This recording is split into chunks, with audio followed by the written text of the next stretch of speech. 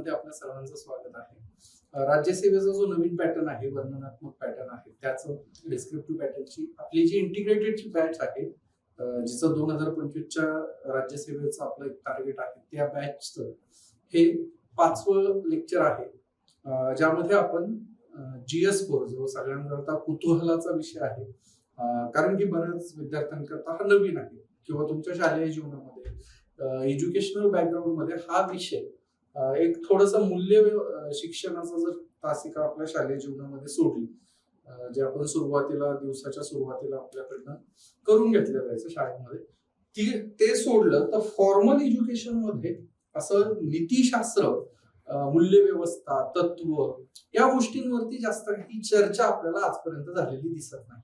त्या दृष्टीनं सर्वांसाठीच हा एक नवीन विषय आहे. जे युपीएससीचं प्रिपरेशन ज्यांनी ऑलरेडी केलेलं आहे, अर्थात त्यांच्याकरता हा विषय फॅमिलियर आहे, त्यांना याची आयडिया आहे. पण जे एमपीएससी नव्यानं करत आहेत, सुरुवात केली आहे, किंवा जे एमपीएससी करत होते परंतु आता डिस्क्रिप्टिव्ह पॅटर्नवर शिफ्ट झाले, त्यांच्याकरिता हा विषय पूर्णतः नवीन आहे. इथिक्स, इंटिग्रिटी अँड ऍप्टिट्यूड, जसं आपल्या या विषयाचं टायटल आहे. एमपीएससीच्या सिलेबस मध्ये देखील त्याच्या संदर्भामध्ये डिटेल असं सुरुवातीलाच एमपीएससीने भूमिका देखील सांगितलेली आहे. तर आजच्या लेक्चर मध्ये आपण काय करणार आहोत, तर आजच्या लेक्चर मध्ये आपण सिलेबस तर बघणारच आहोत, अर्थातच तो बघायलाच हवं. सिलेबस मध्ये डिकोड करणार आहोत की समजा इतर विषयाच्या संदर्भात डिकोड करणं इतकं गरजेचं वाटत नाही, कारण तुम्हाला एक पार्ट माहित असतं. समजा एक्झिक्युटिव्ह असेल तर एक्झिक्युटिव्हचं पार्ट काय आहे, स्टेट एक्झिक्युटिव्ह काय आहे, नॅशनल एक्झिक्युटिव्ह काय आहे, याच्यावर तुम्हाला आयडिया आलेली असते. परंतु नीतिशास्त्र जे आहे तर ते एक एक शब्द जे आहे त्या खूप मोठं एक मिनिंग आहे आणि हे तुम्हाला माहीत असणं गरजेचं आहे. ज्यावेळेस तुम्ही विषयाच्या अभ्यासाला सुरुवात करता त्यावेळेस तुम्हाला ही सगळी आयडिया असणं गरजेचे आहे. त्या दृष्टीनं आपण सिलेबस थोडक्यात, त्याच्यानंतर आतापर्यंत युपीएससीनं कोणत्या पठडीतनं प्रश्न विचारलेले आहेत, त्याच्यात नेमका पॅटर्न काय होता, त्यामधले कीवर्ड्स काय होते, यावर आपण चर्चा करणार आहोत. आणि शेवटाकडे विषयाला आपण सुरुवात करणार आहोत. नैतिकतेच्या संकल्पनेच्या दृष्टीने आपण चर्चा करणार आहोत. तर सर्वात पहिले आपण एकदा आयोगाची भूमिका काय आहे, त्यांनी जी सिलेबस सांगितलंय त्या सिलेबस मध्ये नेमकं काय काय नमूद आहे त्यानं सुरुवात करूया आणि हळूहळू बाकी सगळ्या गोष्टी एक्सप्लेन करूया. आता आयोगानं सिलेबस, तुम्ही जर व्यवस्थित सिलेबस बघितला तर आयोगानं फक्त इथिक्सच्याच पेपरमध्ये सुरुवातीला एक पॅरेग्राफ दिलेला आहे. त्या इथिक्सच्या सिलेबस मध्ये एक पॅरेग्राफ दिलेला आहे आणि तिथं स्पष्ट सांगितलेलं आहे की आम्ही काय करणार आहोत, आमची काय उद्देश आहे. युपीएससीच्या सिलेबस मध्ये जर तुम्ही बघितलं तर ही गोष्ट थोडीशी वेगळ्या प्रकारे मांडण्यात आलेली आहे. सो आता अभ्यासक्रमाबाबत आयोगाचं काय स्पष्टीकरण आहे की नीतिशास्त्र, सचोटी आणि अभियोग्यता हे यातले मेन कंपोनेंट असणार आहे. जे ऍप्टिट्यूड आहे तुमचं, अभियोग्यता जो आहे तो, त्याच्यानंतर तुमची सचोटी आहे आणि इथिक्स, इंटिग्रिटी आणि ऍप्टिट्यूड, ह्या 3 गोष्टी आहेत. या फोकस असतील, या दृष्टीनं तुम्हाला विचार करायचा आहे, या दृष्टीने तुम्हाला अभ्यास करायचा आहे, हे यावरनं स्पष्ट त्या ठिकाणी होत आहे.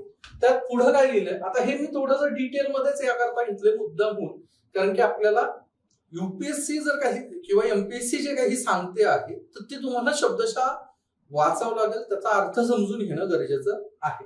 तर इथं काय सांगितलं की या पेपरमध्ये उमेदवाराची सचोटी, सार्वजनिक जीवनातील समंजस्यपणा आणि समाजाशी व्यवहार करताना त्याला सामोरे जावे लागणाऱ्या विविध समस्या आणि संघर्षाबाबतच्या समस्या सोडवण्याच्या दृष्टिकोनाशी संबंधित समस्यांबाबत उमेदवाराची वृत्ती आणि दृष्टिकोन तपासण्यासाठीचे प्रश्न समावेश असेल. आता तुम्ही म्हणाल सर हे खूपच कॉम्प्लिकेटेड आहे, ही काय भाषा आहे, तर ही कार्यालयीन मराठी आहे.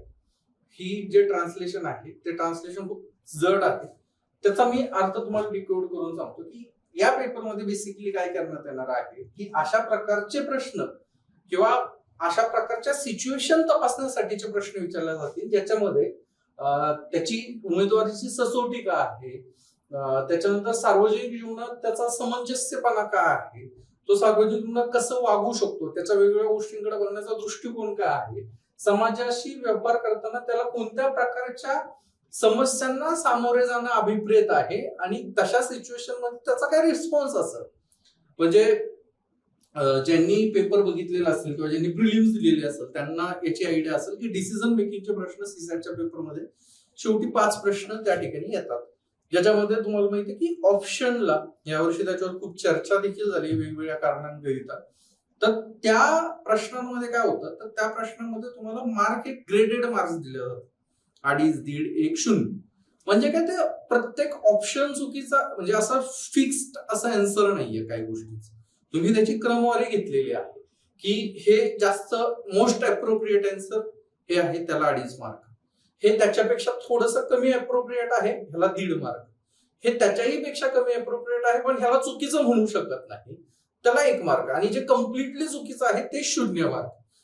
आणि बेसिकली ही जी डिसिजन मेकिंगची मार्किंग सिस्टीम आहे ती मार्किंग सिस्टीम जर तुम्हाला व्यवस्थित कळाली तरच तुम्हाला नीतिशास्त्र म्हणजे काय, नैतिकता काय आहे, नैतिकतेमध्ये ब्लॅक अँड व्हाईट काही नसतं. म्हणजे तुम्ही गणित, आता एक इंटरेस्टिंग फॅक्ट सांगतो की प्लेटोनं ज्यावेळेस अकॅडमी चालू केलेली होती, अकादमी म्हणून त्यांनी जी एक शाळा चालू केली होती तिचं नाव अकादमी होतं, तर त्या पाठशाळेमध्ये असं त्यांनी लिहिलेलं होतं की ज्याला गणित येत नाही, ज्याला गणिताचं ज्ञान नाहीये त्याला मी आमच्या पाठशाळेमध्ये प्रवेश नाहीये. अर्थात त्याच्या मागं त्याच्यावर असलेला पायथागोरसचा प्रभाव आणि इतर गोष्टी देखील त्याला कारणीभूत होत्या. परंतु तुम्ही जर तत्वज्ञानाचा व्यवस्थित विचार केला, एखाद्या नैतिक नीतिमूल्याचा, नैतिक शास्त्राचा उल्लेख केला तर तुम्हाला ठोस उत्तर मिळण्याची शाश्वतता थोडीशी कमी असते. नैतिकता काय आहे, सापेक्षता ज्याला आपण म्हणतो, ती सापेक्षता या सगळ्या मूल्यव्यवस्थेमध्ये आपल्याला दिसून येते. एखाद्या समाजाकरता एखादं वर्तन नैतिक असेल तर तेच दुसऱ्या समाजामध्ये, दुसऱ्या संस्कृतीमध्ये नैतिक असलच असं नाही. वेगवेगळ्या समाजामध्ये वेगवेगळ्या प्रकारचं, वेगवेगळ्या धर्मामध्ये नैतिकतेचे वेगवेगळे पॅरामीटर्स तुम्हाला दिसतात. आणि ही जी मोरॅलिटी आहे, हे जे इथिकल कंडक्ट आहे, हे तुम्ही जास्तीत जास्त त्याला तुम्ही डिकोड करू शकता, त्याला तुम्ही विस्तृतपणे सांगू शकता, परंतु ठामपणा थोडासा आपल्याला कमी दिसतो. सो डिसिजन मेकिंग मध्ये ते आहे की तुम्ही ब्लॅक अँड व्हाईट मध्ये बघू शकत नाही. आणि नीतिशास्त्र हे तुम्ही एखाद्या गोष्टीकडे बघण्याची तुमची जी वृत्ती आहे, तुमचा जो दृष्टिकोन आहे, पर्स्पेक्टिव्ह जो आहे तो किती डायव्हर्स आहे, तुम्ही एखाद्या गोष्टीचा विचार किती वेगवेगळ्या अँगलला जाऊन करू शकता, या सगळ्या गोष्टींचा परिपाक तुम्हाला या इथिक्सच्या पेपरमध्ये येताना दिसतो. सो तुम्हाला प्रशासनात गेल्याच्या नंतर कोणत्या प्रकारचे कार्य करायचं आहे ते कार्य करताना अँटिसिपेट केलं जातं. की समजा एक डिसिजन मेकिंगचा प्रश्न मी तुम्हाला सांगतो की ज्याच्यामध्ये असं होतं की तुम्ही नवीन नियुक्त झालेला आहात आणि एका व्यक्तीनं नियम तोडलेला आहे, वाहतुकीचा नियम तोडलेला आहे, आणि ती व्यक्ती तुम्हाला सांगते आहे की कोणीतरी XYZ आजारी आहे त्यामुळे त्याला ती गोष्ट लक्षात आली नाही आणि त्या गडबडीमध्ये ते झालेलं आहे. आता हे काय, तर हे तुमच्या समोर एक नैतिक पेच प्रसंग आहे. काय नैतिक पेच प्रसंग आहे की तुम्हाला इथं नियमानुसार कार्यवाही करायची आहे का. नियम काय सांगतो की नियम कंडिशनल नाहीये, नियम आहे. तुम्ही जर सिग्नल तोडलं तर तुम्ही नियमाचा भंग केलेला आहे, वाहतूक नियमांचा भंग केलेला आहे, आणि तुमच्यावरती कारवाई होणं अपेक्षित आहे. नियमांमध्ये ती अपेक्षित आहे.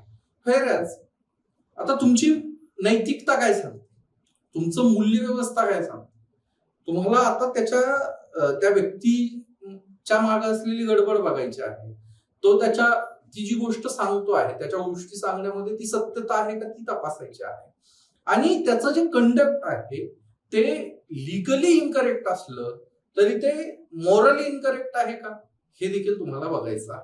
सो अशा प्रकारचे प्रश्न प्रशासक म्हणून तुम्ही ज्यावेळेस काम करता, काही फेमस तुम्हाला केस स्टडीज माहित आहे की ज्याच्यामध्ये समजा एखाद्या ठिकाणी आग लागली, हॉस्पिटलला आग लागली, तुम्ही पहिले कोणाला बाहेर काढणार वगैरे. हे थोडेसे गमतीशीर प्रश्न होते, याच्यावर तुम्ही ऑलरेडी चर्चा केलेली होती. आता ह्या प्रश्नांचं डिकोड कसं करणं, त्याच्यामध्ये नैतिक दुविधा काय आहे, त्याच्याकडे इथिकल डिलेमा काय आहे, तो अंडरलाईन करणं. इथं कायदा, वाहतूक नियमाचं जे मी केस स्टडी सांगतो, इथं कायदा, नियम आणि इथिकल कंडक्ट ह्याच्यामधला जो डिलेमा आहे, नैतिकतेमधला जो डिलेमा आहे, किंवा तुमची त्याच्याबद्दलची जी तुमची एम्पथी आहे, समानुभूती आहे, तुम्ही स्वतःला त्याच्या जागेवर जाऊन बघितलं तर तुमच्या लक्षात येत आहे. आता एम्पथी आणि सिंपथी हे दोन टर्म आहे. इथिक्स मध्ये ह्या असल्या टर्म्सवर तुम्हाला खूप जास्त माहिती असणं गरजेचं आहे. तुमची ती थॉट प्रोसेस किती क्लिअर आहे हे खूप महत्वाचं इथिक्सच्या दृष्टीने आहे. समजा सिंपथी आहे, सिंपथीमध्ये तुम्हाला एखाद्याबद्दल सहानुभूती असू शकते, की तुमची समजा एखादा विद्यार्थी आहे, विद्यार्थी असं नाही, तुमचा एक मित्र आहे, मैत्रीण आहे, पळता पळता ती पडली आहे, तर इथं तुम्हाला त्या पडलेल्या व्यक्तीबद्दल काय होऊ शकते, सिंपथी होऊ शकते. मला त्याची सहानुभूती त्या ठिकाणी वाटू शकते, की हा यार पडलंय, ह्याला लागले असणार आहे किंवा हिला लागलं असणार आहे. समानुभूती काय आहे, ज्याला एम्पथी आपण म्हणतो, तर तुम्हाला त्या व्यक्तीच्या ठिकाणी जाऊन बघावं लागेल. त्या व्यक्तीला जे पेन होत आहे ते तुम्हालाही अनुभवावं लागेल, तेव्हा तुम्हाला ते येईल की समानुभूती आहे. तुम्ही स्वतःला त्या ठिकाणी जाऊन बघता आहात. एक सोशल एक्सपेरिमेंट होता, कदाचित मला मी जास्त करेक्ट रिकॉल करतोय ना आयडिया नाही, पण मी जसं पुसटचं वाचलं होतं की एक सोशल एक्सपेरिमेंट करण्यात आला होता की ज्यामध्ये वुमन्स मध्ये ज्यावेळेस त्यांची मेन्स्ट्रुअल सायकल असते, मासिक पाळी असते, त्यावेळेस त्यांना जो पेन होतो तो पेन पुरुषांना अनुभवायचा असेल तर त्याच्या संदर्भामध्ये त्यांनी एक मशीन लावलेली आणि ती तुम्ही त्याची समानुभूती घ्या. समानुभूती म्हणजे की तुम्ही ते एक्सपिरियन्स करा आणि तुम्ही ते एक्सपिरियन्स केल्यावर मग तुम्हाला त्याबद्दलचा विचार करणं स्पष्ट होईल, अशी ती त्यामागची एक भूमिका होती. आणि त्यामध्ये जे तरुण सहभागी झालेले त्यांनाही त्या प्रकारच्या पेन होतं तसं पेन क्रिएट करण्याचा आर्टिफिशियली यंत्र वगैरे लावून ते करण्याचा प्रयत्न केलेला होता. आणि मग त्यातनं तुम्हाला ती कम्पॅशन तुमचं यायला हवं. तुम्हाला ज्या तुमच्या सहचारिणी आहेत, तुमच्या सोबतच्या ज्या महिला आहेत, तुमच्या घरातल्या महिला आहेत, त्यांच्याबद्दलची तुमची जी अवेअरनेस आहे तीही वाढली पाहिजे. हे झालं तुमचं सिंपथी आणि एम्पथी मधलं डिफरन्सिएशन काय. आता ह्या प्रकारच्या गोष्टी ज्या आहेत की तुमच्याकडे तुम्ही पुरवठा अधिकारी आहात, तुम्ही तहसील कार्यालयामध्ये पुरवठा विभाग तुमच्याकडे असेल किंवा कलेक्टर ऑफिसमध्ये जातो, एमपीएससीतनं सिलेक्ट झालेला किंवा युपीएससीमध्ये तुम्ही जर आय एस झालेला आहात आणि तुमच्यासमोर कोणी व्यक्ती आलेली आहे, तर तुमचं त्याबद्दलचं कम्पॅशन काय आहे. तर ह्या सगळ्या परिस्थितीतले प्रश्न हे तुमच्या समोर डे टू डे लाईफ मध्ये ज्यावेळेस तुम्ही सिलेक्ट व्हाल, प्रशिक्षण घ्याल आणि ऍक्च्युअल मध्ये ज्यावेळेस तुम्ही काम कराल त्यावेळेस तुम्हाला ह्या सगळ्या गोष्टी जाणवतील. मग तुम्हाला त्यावेळेस त्या गोष्टींची माहिती करून घेणं, त्या गोष्टी तुम्हाला समजून घेणं, ह्या सगळ्या गोष्टी आलेल्या आहेत. आणि तुमची जी अंडरस्टँडिंग किती क्लिअर आहे, तुम्हाला ह्या गोष्टी कळालेल्या आहेत का, तुमच्या लिखाणामधनं ते रिफ्लेक्ट होणार आहे. आणि इथिक्सचा जो पेपर आहे त्या इथिक्सच्या पेपरमधनं तुमच्या हे चेक केलं जाणार आहे की तुम्हाला ह्या सगळ्या गोष्टींची अवेअरनेस आहे का, तुम्ही तुमचे जे वर्तन आहे त्या वर्तनामध्ये किती इथिकल आहात ते तुमच्या लिखाणातनं दिसतं. तुम्हाला असं वाटेल की सर मी ब्लफ करल, एक्झाम हॉलमध्ये मी असं दाखवल की जो मी नाहीच आहे, असं तुम्हाला वाटत असलं, तुम्ही ते करत असला तरी पण त्याला एक वेगळा आयाम देखील आहे आणि ते तसं होईलच याची शाश्वती देखील खूप कमी त्या ठिकाणी आहे. बऱ्यापैकी वेळेस तुमच्या लिखाणामधनं आता तुम्हाला जो टाइम टेबल आहे त्या टाइम टेबल मध्ये जितका तुम्हाला वेळ मिळणार आहे, 7-8 मिनिटं जे मिळणार आहे किंवा 10 मिनिटं जे मिळणार आहे, त्यामध्ये तुम्ही ब्लफ करू शकत नाही. तुमची जी ओरिजिनल पर्सनॅलिटी आहे ती खूप चांगल्या प्रकारे तुमच्या लिखाणातून रिफ्लेक्ट होते. सो तुम्ही ज्यावेळेस इथिक्सचा अभ्यास करता त्यावेळेस तुम्हाला त्या सगळ्या गोष्टी ही बघायची गरज आहे. त्या गोष्टीनुसार तुम्हाला कामही करण्याची गरज त्या ठिकाणी आहे.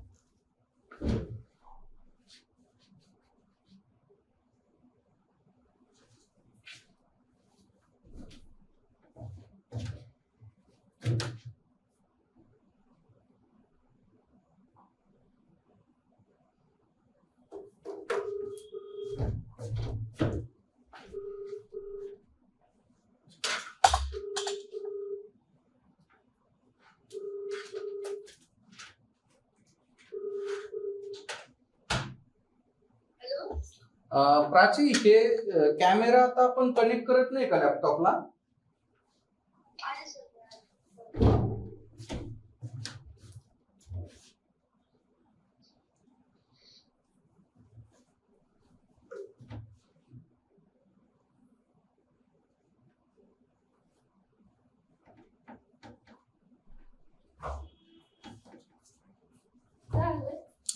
त्याचं चार्जिंग काढलेलं होतं मी, चार्जिंग लावलं लॅपटॉपचं, पण हा जो इकडचं हे ते लावलेलं नाही आपण त्याला लॅपटॉपला जे पहिले लावायचं.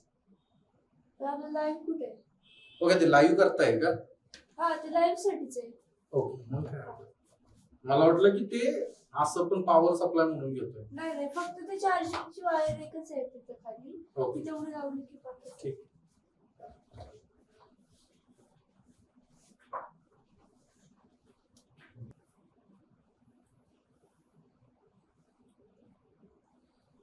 तर या संदर्भात ज्यावेळेस आपण विचार करतो तर नैतिक शास्त्राचा जो पेपर आहे आपला सामान्य अध्ययन 4, यामध्ये परत तुम्हाला 2 गोष्टी लक्षात येतात की सेक्शन ए जो आहे ज्याच्यामध्ये बऱ्यापैकी सैद्धांतिक मांडणी जी आहे, थेरॉटिकल जी अंडरस्टँडिंग आहे उमेदवाराची, ती चेक केली जाते की तुम्हाला कन्सेप्ट कळालेला आहे का, तुम्हाला व्हॅल्यूज काय असतात, इथिक्स काय आहे, मोरॅलिटी काय आहे, लॉ वर्सेस मोरॅलिटीचं काय डिबेट आहे, ह्या सगळ्या गोष्टी तुम्हाला कळलेल्या आहेत का, तुम्हाला वेगवेगळे जे थिंकर्स आहेत, वेस्टर्न थिंकर्स एज वेल एज इंडियन थिंकर्स, यांची जे नैतिक योगदान आहे, नीतीच्या संदर्भामधलं त्यांचं वैयक्तिक जे योगदान आहे, ह्या सगळ्या गोष्टी तुम्हाला माहीत असणं गरजेचं आहे.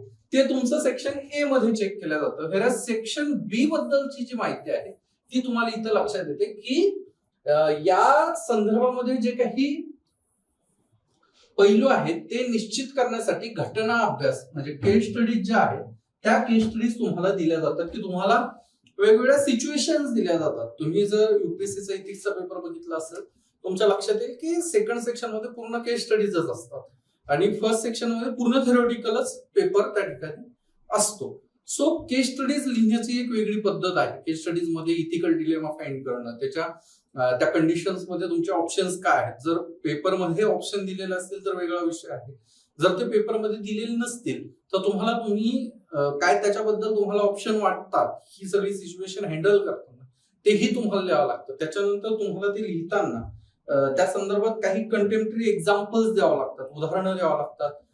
काही नैतिक जर त्याच्यावरती चर्चा झालेली असेल ती चर्चा जी तुम्ही पेपर सेक्शन 1 मध्ये बघताय, ए मध्ये बघताय, ती थेरॉटिकल चर्चाही तिथे येणं अपेक्षित आहे. प्लस तुम्हाला त्यातले स्टेक होल्डर्स फाइंड करता आले पाहिजे आणि केस स्टडीज वेगवेगळ्या प्रकारेही तुम्हाला तिथं लिहिता यायला हव्या. तर युपीएससी आणि एमपीएससी ऑलमोस्ट सेम पॅटर्नवर ज्यावेळेस तुम्ही ह्या सगळ्याचा अभ्यास करताय तर त्यावेळेस तुम्हाला लक्षात येतं की सेक्शन ए हा पूर्ण थेरॉटिकल आहे आणि सेक्शन बी जो आहे तो पूर्ण तुमचा प्रॅक्टिकल असं आपण त्याला म्हणू शकतो, जो केस स्टडी बेस्ड आहे आणि तुम्हाला तशा प्रश्नांची उत्तर लिहिणं अपेक्षित आहे. आता एक्झॅक्ट सिलेबस जो आहे त्याच्या खाली जो दिलेला आहे एमपीएससी आयोगाने त्याची स्वतःची भूमिका सांगितल्याच्या नंतर त्यामध्ये नीतिशास्त्र आणि मानवी परस्पर भिमुखता म्हणजे जे आपलं नीतिशास्त्र आहे त्याचा मानवाच्या एकमेकांसोबतच्या संबंधामध्ये, एकमेकांसोबत जे वर्तन आपण करतो त्याच्यामध्ये त्याचा कसा प्रभाव येतो, तो कसा त्याला एक कारक ठरतो आणि जर तुमच्याकडे त्याची एक बेसिक अंडरस्टँडिंग असेल तर ते तुमच्या डिसिजन मेकिंगला, तुमच्या संबंधांना कसं इन्फ्लुएन्स करतं हे तुम्हाला पहिल्या पॉइंट मध्ये बघायचं आहे. त्यामध्ये मानवतेच्या नीतिमत्तेचा सार, निर्धारक आणि परिणाम, नैतिकतेचे परिणाम, नीतिशास्त्र, खाजगी आणि सार्वजनिक संबंधामधील मानवी मूल्य, महान नेते, सुधारक, प्रशासक यांचे जीवन आणि त्यांच्या शिकवणी यापासून धडे मूल्य रुजवण्यासाठी कुटुंब, समाज आणि शैक्षणिक संस्था यांची भूमिका. आता हे मी वाचलंय, हे ऍक्च्युअल मध्ये काय आहे पहिला पण तो आपण पूर्ण डिकोड करणारच आहोत किंवा त्याचे सेक्शन्स आपण कसे शिकणार आहोत तेही डिकोड करणार आहोत. हे जे टेक्स्ट आहे ते पूर्ण टेक्स्ट तुमच्या लक्षात येणं गरजेचं आहे, त्याकरता आपण ते दिलेलं आहे. हे वाचणारही आहोत आणि मी थोडक्यात सांगतोय आहे. पहिला जो मुद्दा आहे तो पहिला मुद्दा नीतिशास्त्र आणि मानवी परस्पर भिमुखतेच्या संदर्भामध्ये आहे आणि त्यामध्ये त्यांनी खूप कॉम्प्रिहेन्सिव्ह अंडरस्टँडिंग घेतलेली आहे की समजा मानवतेच्या नीतिमत्तेचा काय सार आहे, तुमच्या पूर्ण मोरॅलिटीचा काय सार आहे, त्यानंतर तुमची मोरॅलिटी डिफाईन करणारे घटक कोणते आहे आणि त्या मोरॅलिटीचा त्या इथिक्सचा परिणाम काय होतो हे तुम्हाला बघायचं आहे. नैतिकतेचे परिणाम तुम्हाला बघायचे आहेत की काय होतात काय नाही. त्याच्यानंतर खाजगी आणि सार्वजनिक संबंधांमध्ये फरक तुम्हाला करता येतो की नाही, वेगवेगळे महान नेते तत्वज्ञ यांनी सांगितलेले जे विचार आहेत त्याचा तुमच्यावर काही इन्फ्लुएन्स होतो आहे का, तुम्ही त्याचा काही चांगला उपयोग करता आहात का, हे सगळ्या गोष्टी तुमच्या पहिल्या चॅप्टरमध्ये आहे. दुसरा चॅप्टर हा तुमच्या अभिवृत्तीच्या संदर्भामध्ये आहे आणि अभिवृत्तीच्या संदर्भामध्ये जे वाक्य आहे त्याच्यामध्ये तुमची अभिवृत्ती म्हणजे काय, त्याच्यानंतर त्याची संरचना कशी आहे, त्याच्यानंतर त्याचे कार्य काय आहे, ह्या सगळ्या गोष्टींचा विचार करायचा आहे. त्याचा प्रभाव, विचार, वर्तन यांच्याशी संबंध, नैतिक आणि राजकीय अभिवृत्ती तुमची काय आहे, तुमचे ऍप्टिट्यूड काय आहे तेही तुम्हाला तिथं बघायचं आहे. त्याच्यानंतर नागरी सेवेच्या संदर्भामध्ये अभियोग्यता आणि मूलभूत मूल्य, सचोटी, निष्पक्षपातीपणा, म्हणजे तुम्ही ऍज अ सिव्हिल सर्वंट ज्यावेळेस सिस्टीम मध्ये जाणार आहात तर त्यावेळेस तुमच्याकडनं कोणती मूल्य अपेक्षित आहे, त्या मूल्यांचा तुम्ही अंगीकार कसा करता आहात, तुम्ही एखाद्या सिच्युएशन कडे बघताना ती मूल्य तुमच्या बॅक ऑफ द माइंड असतात की नाही. म्हणजे आता तुम्हाला केस स्टडीज मधून तुमचं काय चेक केलं जातं, तर केस स्टडीज मध्ये सगळ्यात पहिले तुम्हाला लक्ष देता येत का की ही केस स्टडी कोणाकोणाच्या संदर्भात आहे. हे झालं तुमचं स्टेक होल्डर फाइंडिंग करणं.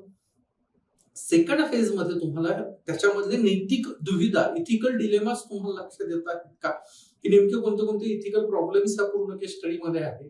त्याच्यानंतर पुढची गोष्ट अशी आहे की तुम्हाला हे सगळं सोडवताना एक नैतिक असा विचार घेऊन ह्याचं एक सोल्युशन देता येतं का. हे सगळ्या स्टेप्स बाय स्टेप्स तुम्हाला या सगळ्या तुमची जी थॉट प्रोसेस आहे ती सिस्टमॅटिक थॉट प्रोसेस आहे का, त्याच्यामध्ये तुमची जी ओरिजिनॅलिटी आहे ती आहे का, की तुम्ही फक्त कॉपी पेस्ट करता आहात किंवा तुम्ही म्हणजे ते परत असं आहे की तुम्ही ज्यावेळेस उत्तर लिहितात तर तुम्ही एका हॉलमध्ये जे 24 विद्यार्थी असतील किंवा 25 जे काही असतील त्या विद्यार्थ्यांनी सगळ्यांनी सारखं लिहिलंय का, त्या सगळ्या गोष्टींचाही विचार केला जाऊ शकतो. तुमचे स्वतःचे ओरिजिनल थॉट काय आहे, तुमचे मूलभूत असे अभिनव असे विचार काय आहेत तेही तुमच्या पेपरमध्ये रिफ्लेक्ट होणं गरजेचं आहे. त्याच्यानंतर पुढचा जो मुद्दा आहे तो खूप महत्वाचा मुद्दा आहे इमोशनल इंटेलिजन्सचा. इमोशनल इंटेलिजन्स हे तुमच्या पर्सनल लाईफ मध्ये, तुमच्या वैयक्तिक जीवनामध्ये, तुमच्या कौटुंबिक जीवनामध्ये, तुमच्या सामाजिक जीवनामध्ये खूप महत्वाची भूमिका निभावत असते. तुम्ही इमोशनली किती स्ट्रॉंग आहात, तुम्ही इमोशनली किती इंटेलिजंट आहात याच्यावरनं तुमच्या प्रत्येक कृती ह्या डिफाईन होत असतात. तुम्ही इमोशनली म्हणजे तुम्ही काय म्हणतात कधी कधी की तू भावनावे भव जा रहा, म्हणजे तुम्ही भावनेच्या भरात वाहत जात आहात. तर तुमची पर्सनॅलिटी तशी आहे का, आणि ती पर्सनॅलिटी जर तशी असेल तर अर्थातच तुमच्या उत्तरात ती रिफ्लेक्ट होईल आणि तुम्हाला कमी मार्क्स मिळू शकतात. तुमच्यामध्ये ती इमोशनल इंटेलिजन्स असणं गरजेचं आहे आणि त्या इमोशनल इंटेलिजन्सचा वापर तुमच्या सार्वजनिक जीवनामध्ये तुम्हाला ज्याही पोस्टवर सिलेक्ट केल्या जात आहे त्या पोस्टवर तुमच्या त्या इथिकल कंडक्टचं रिफ्लेक्शन असणं अपेक्षित आहे.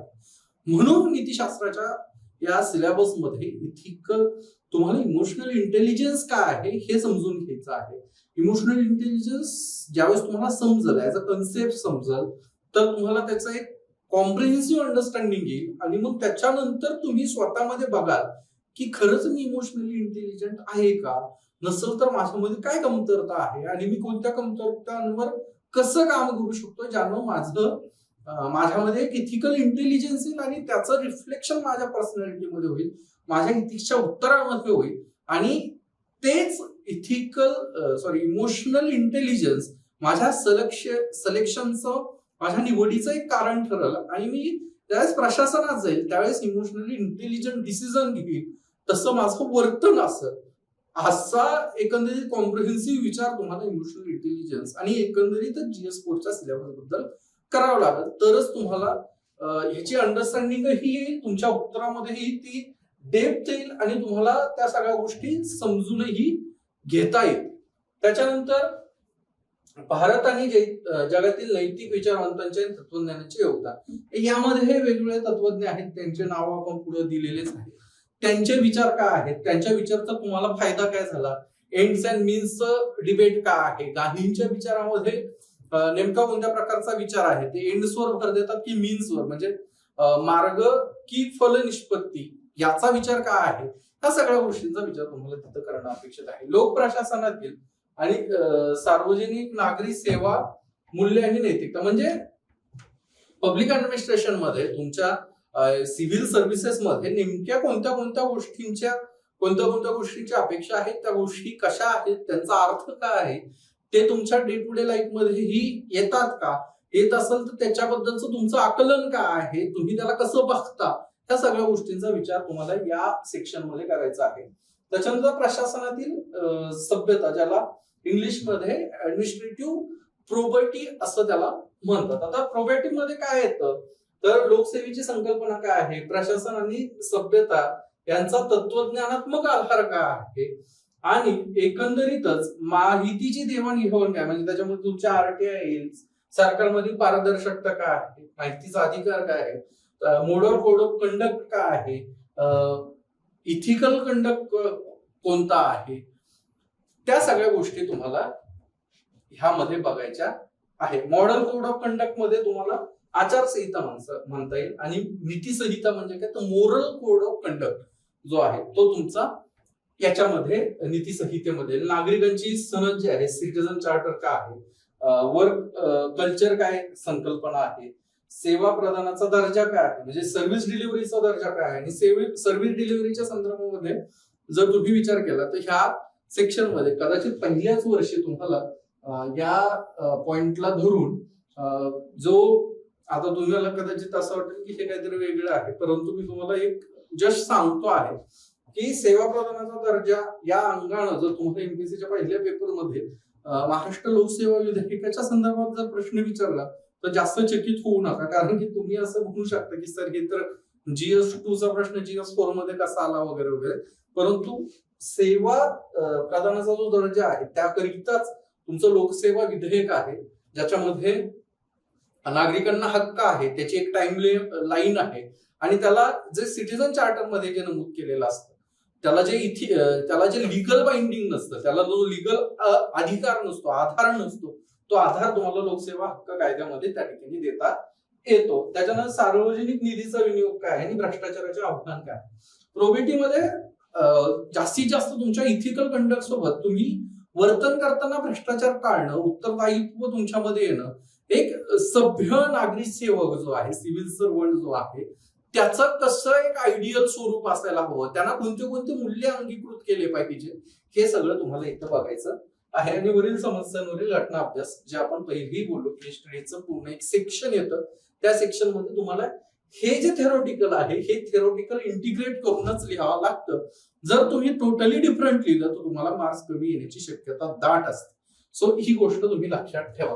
म्हणजे कधी कधी मी हे आता पहिलेच सांगून देतो, तुम्ही अभ्यास करायच्या अगोदरच तुम्हाला ही गोष्ट सांगतो की ज्यावेळेस तुम्ही इथिक्सचा अभ्यास करता त्यावेळेस किंवा पेपरची स्ट्रॅटेजी ठरवता त्यावेळेस भरपूर विद्यार्थ्यांचं असं असतं की प्रत्येक केस स्टडी ही जास्त मार्क्सला असते आणि त्या केस स्टडीज लिहायच्या आहेत तर त्याला टाइमही लागतो. सो आणि इथिक्सच्या पेपर मधला सगळ्यात मेजर जो चॅलेंज आहे तो आहे की तुमचं क्वालिटी रायटिंग विदिन टाइम. म्हणजे तुम्ही 3 तासाच्या अंदाज जर हा पूर्ण पेपर व्यवस्थित लिहू शकला तर तुम्ही खरंच पट्टीचे कार्यकर्ते आहात, पट्टीचे विद्यार्थी आहात असं तुम्ही म्हणू शकता. कारण की खूप जास्त लिखाण आहे, खूप जास्त लेवलला तुम्हाला विचार करायचा आहे, खूप जास्त जड तुम्हाला शब्द तिथे येणार आहेत. त्यामुळं अभ्यास करताना ही गोष्ट नेहमी डोक्यात ठेवा की तुम्हाला एक एक मिनिट वाचवायचं आहे. उत्तर लिहिण्याची प्रॅक्टिस करतानाही तुम्हाला ही गोष्ट लक्षात आली पाहिजे की तुम्हाला एक एक मिनिट वाचवायचा आहे आणि तो एक एक मिनिट तुमचा कुठं वाचू शकतो याचाही विचार तुम्ही करा. प्लस फक्त केस स्टडीजलाच महत्व देतो असं नाही किंवा फक्त थेअरीलाच महत्व देतो असंही नाही. बॅलन्स अप्रोच ठेवा. थेअरी जर तुमची नसल तर तुम्हाला केस स्टडीज कितीही चांगल्या लिहिल्या तरी मार्क्स येण्याची शक्यता कमी असते, कारण की तुम्ही त्या केस स्टडीज मध्ये थेअरीचा वापर केलेला नाही. आणि एमपीएससीला किंवा युपीएससीला हा सिलेबस डिझाईन करताना ती अपेक्षा आहे की तुम्ही तुमच्या ह्याच्यामध्ये थेअरी आणा, थेरॅटिकल पर्स्पेक्टिव्ह आणा आणि ती सगळ्यात महत्वाची गोष्ट आहे. आता अभ्यासक्रमातील नमूद केलेल्या प्रमुख विषयांचा आपण एक क्रक्स म्हणू शकता सारांश बघणार आहोत. म्हणजे मी थोडंसं जे फास्ट घेतलं सिलेबस, तर आता तुम्हाला लक्षात येईल ते का फास्ट घेतलं, कारण की आपण त्याला पूर्ण डिकोड केलेलं आहे, त्याला एक थीम्स बेस मध्ये आपण त्याला पूर्ण डिव्हाइड केलेला आहे. आणि त्याच अँगलनं तुम्ही त्याचा विचार करा, त्याच अँगलनं तुम्ही जर तो वाचला अभ्यासला तर तुम्हाला जास्त चांगला फायदा होऊ शकतो. पहिला जो मुद्दा आहे तो नैतिकता आणि मानवी परस्पर संबंध आहे. जो ज्यामध्ये जो पहिलाही मुद्दा होता तिकडं, त्यामध्ये नैतिकतेचा सार सगळ्यात पहिले महत्वाचा आहे. मानवी कृतीमध्ये नैतिकतेचे घटक कोणते आहे आणि त्याचा परिणाम काय होतो. इथिक्स जो आहे किंवा तुमची मोरॅलिटी जी आहे तिचं एकंदरीत क्रक्स काय आहे, त्याचा सारांश काय आहे, तो तुम्हाला माहित असणं गरजेचं आहे. त्या संदर्भात तुमची इथं आपण चर्चा करणारच आहोत. त्यानंतर नैतिकतेचे परिमाण काय आहे, त्याचे स्टँडर्ड्स काय ते तुम्हाला बघायचं आहे. खाजगी आणि सार्वजनिक संबंधामध्ये नैतिकतेचं महत्व काय, त्याचे तुमचं इथिकल कंडक्ट आहे, त्या इथिकल कंडक्टचे स्टँडर्ड्स तुम्ही पूर्ण करताय तर त्याचा तुमच्या पर्सनल लाईफ मध्ये तुमच्या पब्लिक लाईफ मध्ये कसा इफेक्ट होतो, त्याचे महत्व काय आहे ते तुम्हाला बघायचं आहे. त्याच्यानंतर नैतिकतेचे परिणाम काय आहे, की तुमच्या वैयक्तिक सामाजिक आणि जागतिक पातळीवरती इथिकल कंडक्टचा काय परिणाम होतो. आता तुम्ही म्हणाल की सर वैयक्तिक पातळीमध्ये एक गोष्ट लक्षात येते की जर आपला इथिकल कंडक्ट असेल तर तुम्हाला एक जनरली तुमच्या लक्षात येतं की इथिकल कंडक्ट असलेल्या व्यक्तीमध्ये एक थोडंसं एक नैतिक अधिष्ठान येतं, त्याच्या शब्दाला एक महत्व येतं, तुमच्या वैयक्तिक लाईफ मध्ये स्पष्टता येते. तुमचा जे वैयक्तिक लाईफ मध्ये तुम्ही ज्याही लोकांसोबत डील करत आहात त्यांनाही तुमच्यावरती एक ट्रस्ट फॅक्टर बिल्ड होतो. तुमच्या कंडक्ट मध्ये ही इथिकलनेस आली तर त्याचा तुम्हाला खूप फायदा होतो. सार्वजनिक जीवनामध्ये काय होतो, सामाजिक जीवनामध्ये काय फायदा होतो, तर सामाजिक जीवनामध्ये देखील जर तुमचा इथिकल कंडक्ट असेल तर त्या इथिकल कंडक्टचा तुमच्या एकंदरीत वृत्तीवर आणि एकंदरीत तुमच्या वर्तनावरही परिणाम होताना आपल्याला दिसतो आहे. नैतिकतेचे घटक कोणते आहेत. आता नैतिकता कशा कशात न येते, नैतिक मूल्य व्यवस्था कुठं कुठं निर्माण होते, तिचे स्त्रोत काय असंही तुम्ही म्हणू शकता. की संस्कृती काय, तर संस्कृतीमध्ये आपली जी परंपरेनं ज्या गोष्टी घडत आलेल्या आहेत ज्यातनं आपली जी मूल्य व्यवस्था आपल्या संस्कृतीमधनं रिफ्लेक्ट त्या ठिकाणी होत असते. आणि ह्या संस्कृतीतनं एक नैतिक वर्तन कसं असायला हवं किंवा आपली संस्कृती आपल्याला काही गोष्टी शिकवत असते. अहिंसा ही भारतीय संस्कृतीचा इंटिग्रल पार्ट आहे. तर तुम्हाला तुमच्या वर्तनामध्ये, तुमच्या कंडक्टमध्ये, तुमच्या नैतिक वर्तनामध्ये तुम्ही अहिंसक असणं ही खूप महत्वाची गोष्ट आहे. सो संस्कृती जी आहे ती संस्कृती तुम्हाला ह्या गोष्टी शिकवत असते. त्याच्यानंतर तुमच्या ज्या परंपरा आहेत त्या परंपरा तुम्हाला सांगत असतात. समजा आता तुम्ही म्हणाल की सर इथं परत एक डिबेट येऊ शकतं की परंपराच्या संदर्भामध्ये काही ठिकाणी पशु बळी देणं ही एक परंपरा आहे, मग ही खरंच इथिकल आहे का. कारण की तुम्ही आधीच आम्हाला सांगितलं की संस्कृतीत अहिंसा हा शब्द महत्वाचा आहे आणि इथं तर तुम्ही पशु बळी देतात, मग ही हिंसेचा प्रकार आहे. सो असे जे डिबेट आहेत हेही तुम्हाला बघायचे आहे की परंपरा ही नेहमीच इथिकल असते का, नैतिक असते का. तर ती तुम्ही जर हा म्हणालात तर मग माझा तुमच्या समोर एक प्रश्न आहे की सती प्रथा जी होती ती ही एक प्रकारची परंपरा होती, ती खरंच नैतिक होती का. तर अर्थातच नव्हती. म्हणजे तुम्ही जर एखाद्या स्त्रीला तिचा पुरुष, तिचा जो पती आहे तो वारलाय म्हणून तुम्ही जर तिला चितेवर देत आहात तर ती अमानुष प्रथा आहे, ती अमानुष परंपरा आहे. त्या विरोधात आपले समाज सुधारक लढले आणि सती प्रथा ही नष्ट केली. मग परंपरेतनं सगळं जे काही येतं ते नैतिकच असतं असं नाही, परंतु परंपरेतनं येणाऱ्या ज्या काही नैतिक गोष्टी आहेत त्याही तुम्हाला माहित असायला हवं. म्हणजे परंपरेतनं येणारं सगळंच नैतिक अनैतिक असतं असं नाही किंवा सगळंच नैतिक असतं असंही नाही. हे मी तुम्हाला उदाहरणासह सांगितलेलं आहे. सो परंपरा ही एक नैतिकतेचा एक महत्वाचा घटक त्या ठिकाणी आहे. त्यानंतर धर्म. आता धर्म काय आहे, मानवी जीवन सृष्टीला जी धर्म ही संकल्पना आलेली आहे, रिलिजन ही जी संकल्पना आहे आलेली आहे. रावसाहेब कसबेंचे 3 पुस्तक आहे धर्म आणि मानवी जीवनाच्या संदर्भामध्ये. ज्यामध्ये ते पहिलं पुस्तक हे धर्म आणि मानवी जीवन, दुसरं आहे धर्मग्रंथ आणि मानवी जीवन, आणि तिसरं जे आहे धर्म आणि धम्म, असं भक्ती आणि धम्म असं हे ट्रायोलॉजी आहे त्यांची.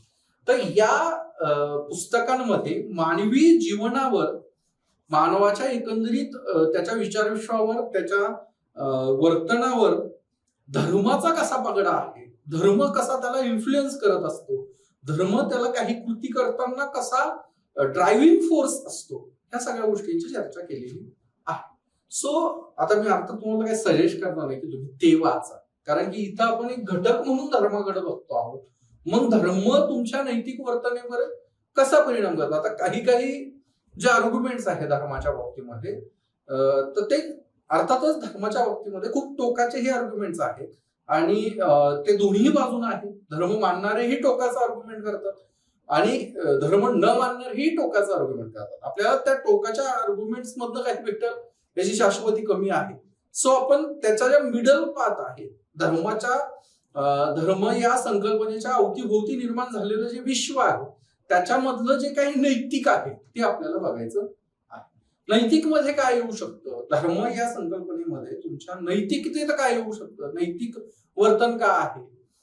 धर्म तुम्हाला तुमचं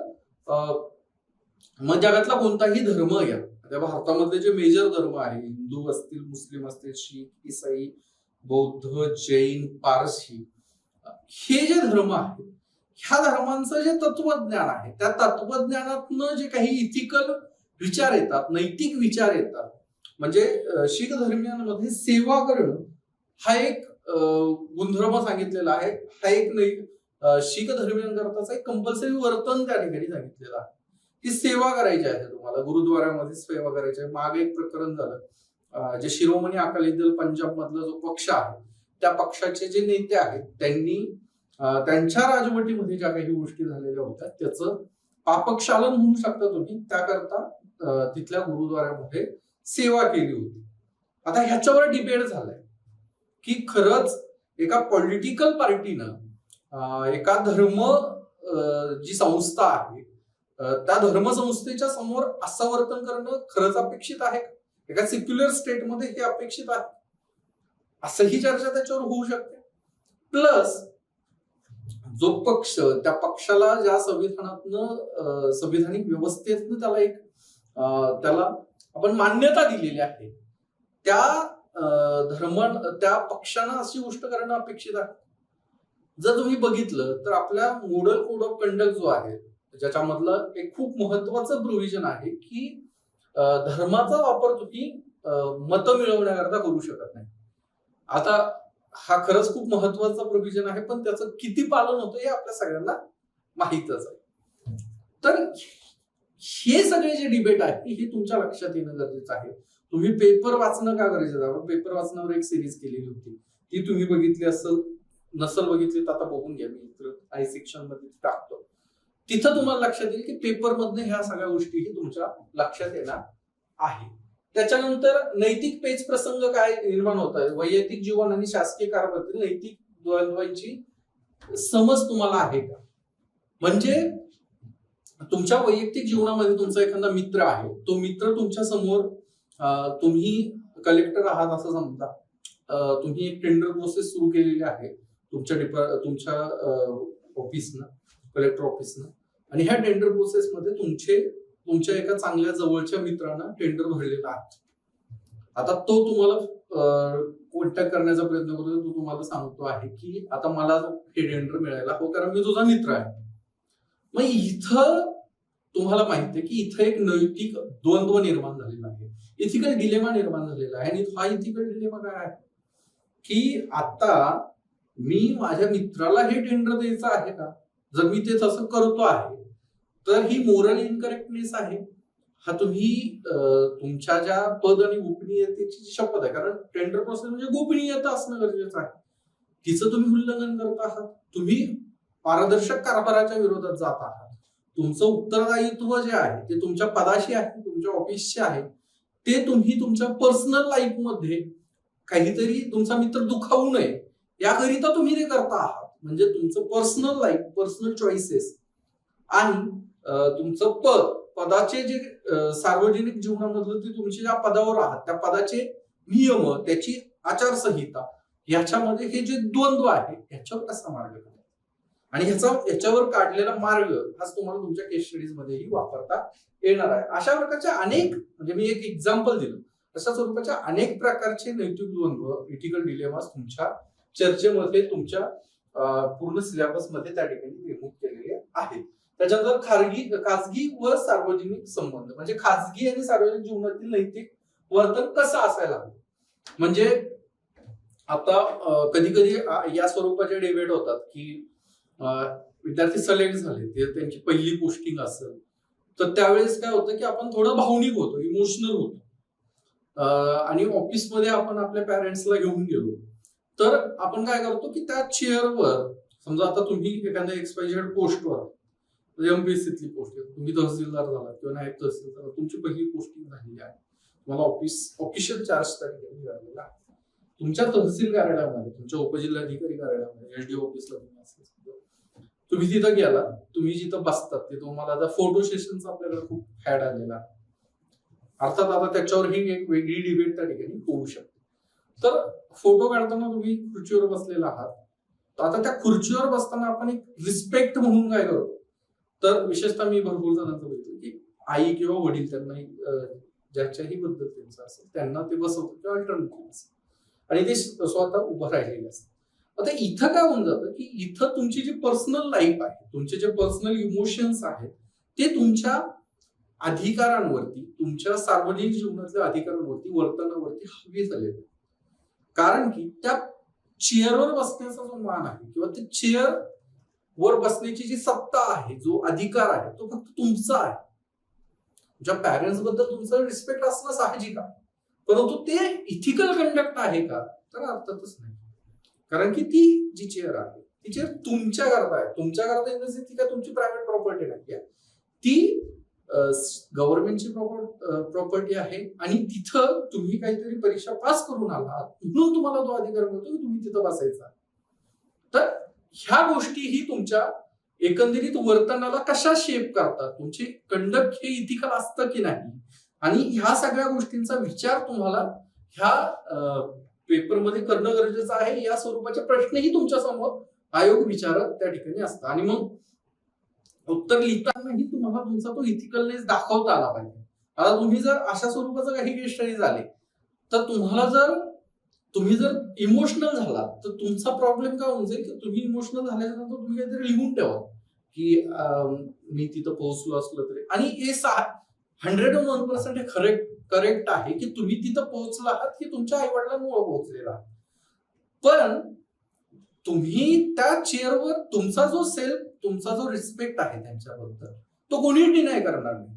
तुम्हाला जर तुमच्यावर जर त्या संदर्भामध्ये आता तर आपल्याकडे काही त्याच्यावर कारवाई वगैरे होत नाही, कदाचित ते जर भविष्यात कोणी एखादा अधिकारी असेल त्याच्या लक्षात आलं आणि त्याला ते करावं वाटतं तर त्यालाही त्याबद्दल काहीच दुमत असणार नाही की तुम्ही तिथपर्यंत पोहोचणार, तुमच्या आई वडिलांचा खूप मोठा रोल आहे. परंतु ते तुमच्या सर्व्हिसच्या कोडमध्ये बसतं का, सर्व्हिसच्या इथिक्स मध्ये बसतं का, तर नाही बसत. आणि ऑब्जेक्टिव्हली तुम्ही जो विचार करता तुम्हाला तो वस्तुनिष्ठपणे तुम्हाला विचार करणं अपेक्षित आहे आणि शासन व्यवस्था, आयोग तुमच्याकडनं हेच अपेक्षित आहे की तुम्ही ऑब्जेक्टिव्हली विचार करा, वस्तुनिष्ठपणे विचार करा आणि तुमचे पर्सनल जे आहे ते त्याच्यामध्ये येऊ देऊ नका. आता पुढचा जो आहे तो वृत्तीच्या संदर्भामध्ये आहे.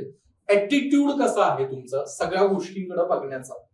त्या ऍटिट्यूड मध्ये संज्ञानात्मक ऍटिट्यूड आहे, भावनिक ऍटिट्यूड आहे, वर्तनात्मक ऍटिट्यूड आहे. तुमच्या मध्ये नॉलेजेबल ऍटिट्यूड किती आहे, तुम्ही किती नॉलेज बेस्ड सगळ्या गोष्टींकडे बघतात, तुमची जी वृत्ती आहे तिच्यात ह्या गोष्टींचा किती इन्फ्लुएन्स असतो. त्याच्यानंतर भावनिकता किती आहे, तुमच्या वृत्तीमध्ये भावनिकता किती आहे, त्याचा तुमच्या एकंदरीत कंडक्टवर किती परिणाम होतो, आणि तुमच्या वर्तनात्मक जी तुमच्या गोष्टी आहेत त्याच्यामध्ये देखील इथिक्स येतं का, तुमच्यात नैतिकता आहे का, मोरॅलिटीज आहे का, तुमच्या व्हॅल्यूज किती महत्वाच्या आहेत, तुमच्या व्हॅल्यूज आहेत का हे बघणं गरजेचं आहे.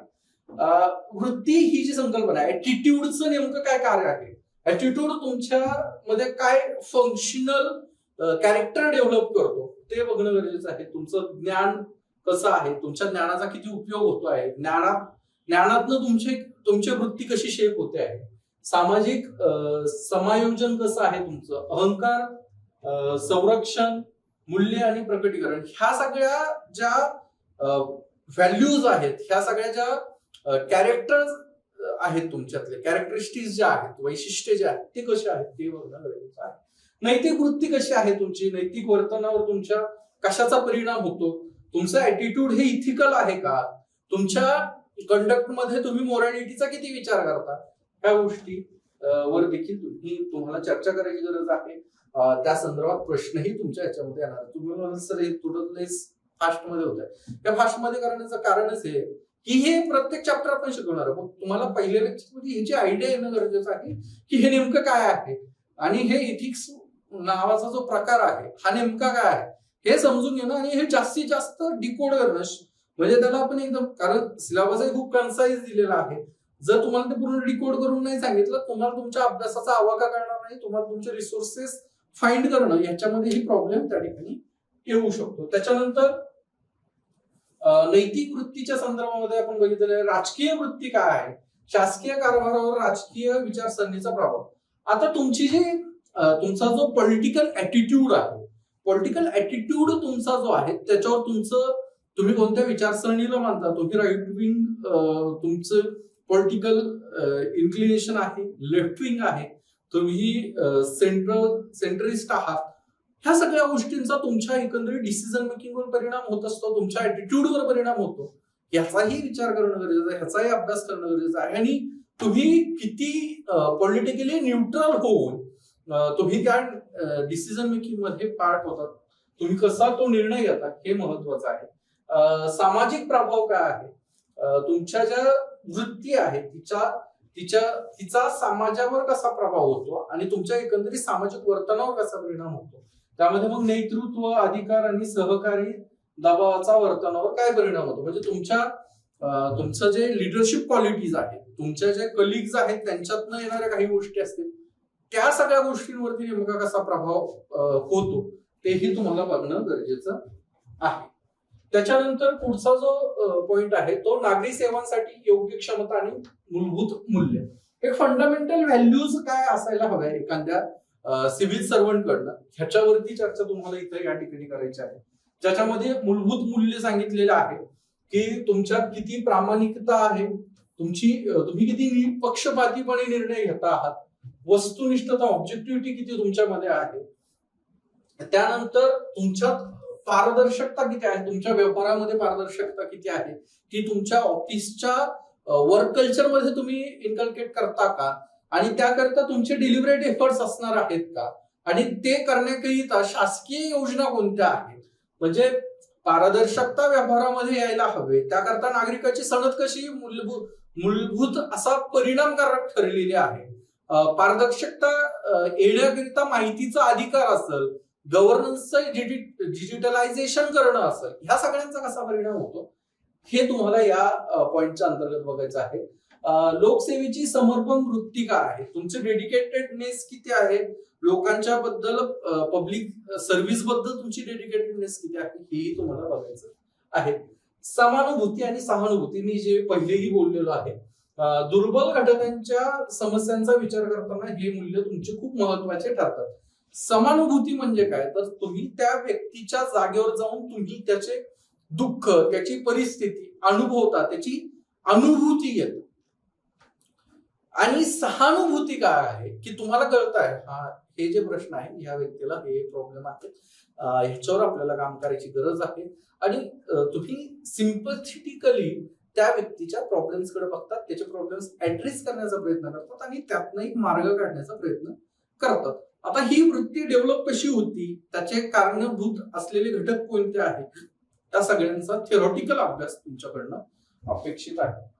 लोकसेवा प्रेरणा, तुम्ही सार्वजनिक हिताचं काम करण्यासाठी तुमच्यामध्ये पब्लिक सर्व्हिस बद्दल किंवा तुमच्यामध्ये पब्लिक सर्व्हिसचा एक छंद असणं अपेक्षित आहे, तुमच्यामध्ये ती वृत्ती असणं गरजेचे आहे, तुमच्यामध्ये ती मूल्य असणं गरजेचे आहे, त्या व्हॅल्यूज असणं गरजेचे आहे की तुम्हाला लोकांसाठी काम करायचं, लोकांची सेवा करायची आहे. म्हणजे काय तर तुम्ही ज्या पदावर बसलेला आहात त्या पदाच्या क्रायटेरियामध्ये, त्याच्या एकंदरीत कार्यक्षेत्रामध्ये काय काय येतं ते सगळं तुम्हाला करायचं आहे. आणि ते करताना जास्तीत जास्त लोकांचं हित कसं होईल, तर इथिक्स मध्ये हे परत हा प्रश्न आहे. हा खूप मोठा डिबेटही आहे की जास्तीत जास्त लोकांचं हित बघायचं आहे की मोजक्याच लोकांचं जास्तीत जास्त हित बघायचं आहे. हाही एक इथिकल डिलेमा तुमच्या केस स्टडीज मध्ये दिसतो. आणि हे पॉलिटिकल सायन्स मध्ये, आता मी स्वतः पॉलिटिकल सायन्सचा टीचर आहे, मी ऑप्शनली पॉलिटिकल सायन्स शिकवतो. तर पॉलिटिकल सायन्सचे जे विद्यार्थी आहेत त्यांना ह्याबद्दलच्या ज्या गोष्टी आहेत, विशेषतः थिंकर्स असतील किंवा ज्या संकल्पना असतील, याच्यामध्ये त्याचा खूप फायदा त्या ठिकाणी होतो. आणि तुम्हाला बऱ्यापैकी वेळेस काही गोष्टी इंटरप्रिट करणं सोपं आहे. जसं विशेषतः जे थिंकर्सच्या संदर्भामध्ये त्यांचे विधान दिले जातात आणि त्या विधानला एक्सप्लेन करायचं तुम्हाला आहे, त्यांचे काही सुभाषित दिले जातात. युपीएससी सहसा सुभाषित देते आणि त्या सुभाषितांचा तुम्हाला अर्थनिर्णय करायचा आहे इथिकल वे ना. तो आपण आपल्या क्लासमध्ये ते थिंकर्सही घेणार आहोत की ज्याच्यामध्ये तुम्हाला काही गोष्टी सांगितलं. आता मी आणि केतन सर आम्ही दोघंही हा विषयामध्ये काही घटक ते घेते, काही घटक मी घेणार आहे, काही घटक तुषार सरही घेणार आहे. तर इथिक्स मध्ये ज्याचे जे एक्सपर्टीज आहेत त्याच्या दृष्टीने आम्ही हे डिवाइड केलेलं आहे आणि त्या स्वरूपातच तुमचं इथिक्स आपण पूर्ण कव्हर करणार आहोत, जेणेकरून तुम्हाला वेगवेगळ्या पर्स्पेक्टिव्ह देखील तुमच्याकडे येतील की मोनोटोनसपणा एक त्यामध्ये असणार नाही. सो लोकसेवेची प्रेरणा काय आहे हे तुम्ही बघितलं आहे. निपक्षपातीपणा आणि पक्षपाती विरहितपणा, म्हणजे तुमच्यामध्ये तो बायस नसावा, पॉलिटिकल बायस नसावा आणि त्या बायस विरहित तुम्ही तुमचे कार्य करणं अपेक्षित आहे, तुमचे निर्णय घेणं अपेक्षित आहे. त्याच्यानंतर पुढचा जो मुद्दा आहे तो भावनिक बुद्धिमत्तेचा आहे, इमोशनल इंटेलिजन्स, ज्याच्यावर आपण थोडक्यात चर्चा ऑलरेडी केलेली आहे. तर नेमकी एआय ची संकल्पना काय आहे, इमोशनल इंटेलिजन्सची संकल्पना काय आहे, ती संकल्पना कोणी दिलेली आहे, त्या संकल्पनेतनं नेमकं काय अपेक्षित आहे हे सगळ्या गोष्टी तुम्हाला बघणं गरजेचं आहे. आणि ह्या गोष्टी बघताना तुम्हाला काही गोष्टी लक्षात घेणं गरजेचं आहे की ज्यामध्ये विशेषतः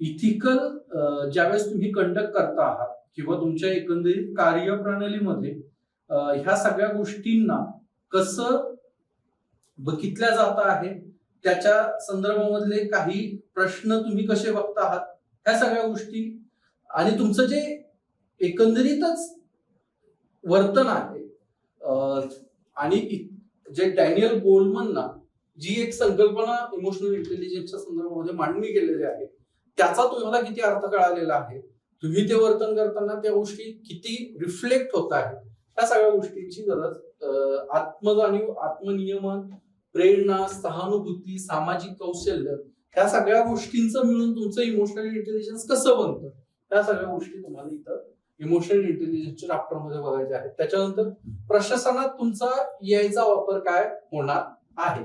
मग इमोशनली तुम्ही किती इंटेलिजंट आहात, तुम्ही इमोशनली वाहत तर जात नाहीये ना, ह्या सगळ्या गोष्टींचा उपयोग तुमच्या कार्यस्थळी भावना हाताळणे, तणाव व्यवस्थापन करणे आणि एकच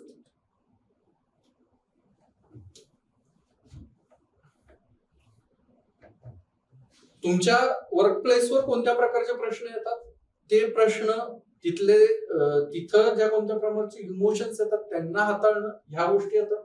त्याच्यानंतर तणाव व्यवस्थापन, तुम्ही स्ट्रेस मॅनेजमेंट कसं करतात ते तुमचं महत्वाचं आहे. आणि तुमच्याकडे जे कॉन्फ्लिक्ट ऑफ इंटरेस्ट होतात किंवा कॉन्फ्लिक्टिंग सिच्युएशन निर्माण होतात त्यामध्ये तुम्ही कसं सोल्युशन काढता, ह्या गोष्टी देखील बघणं गरजेचं आहे. एआयचे फायदे तुम्हाला माहित असणं गरजेचे आहे. इमोशनल इंटेलिजन्सचे काय फायदे आहेत ते तुमच्या अंडरस्टँडिंग मध्ये यायला हवे आणि ते फायदे तुम्हाला कसे येणार, तर त्यामध्ये निर्णय घेण्याची क्षमता तुमची इमोशनल इंटेलिजन्सनी कशी वाढणार आहे, त्याच्यानंतर तुमच्या एकंदरीत वृत्तीवरती काय परिणाम त्याचा होणार आहे, नेतृत्व कौशल्यावर तुमच्या इमोशनल इंटेलिजन्सचा काय फायदा होणार आहे, या सगळ्या गोष्टीचा, तसंच समस्या सोडवण्यामध्ये देखील इमोशनल इंटेलिजन्सचा काय फायदा आहे हे तुम्हाला EIच्या या चॅप्टर मध्ये बघायचं आहे. खूप इंटरेस्टिंग चॅप्टर आहे डॅनियल गोलमनचं इमोशनल इंटेलिजन्स. जर तुमच्याकडे वेळ असेल तर ते पुस्तकही वाचा, ते पुस्तकही भारी आहे. एक पायोनियर आहेत ते त्या इमोशनल इंटेलिजन्सच्या फील्ड मधले, सो तेही लक्षात घ्या. ते जर वाचता येत नसेल तर आम्ही तर लेक्चर मध्ये समजून सांगू, त्याबद्दल काही डाऊट नका ठेवू. नैतिक विचारवंत आणि तत्वज्ञ यांचे योगदान काय आहे?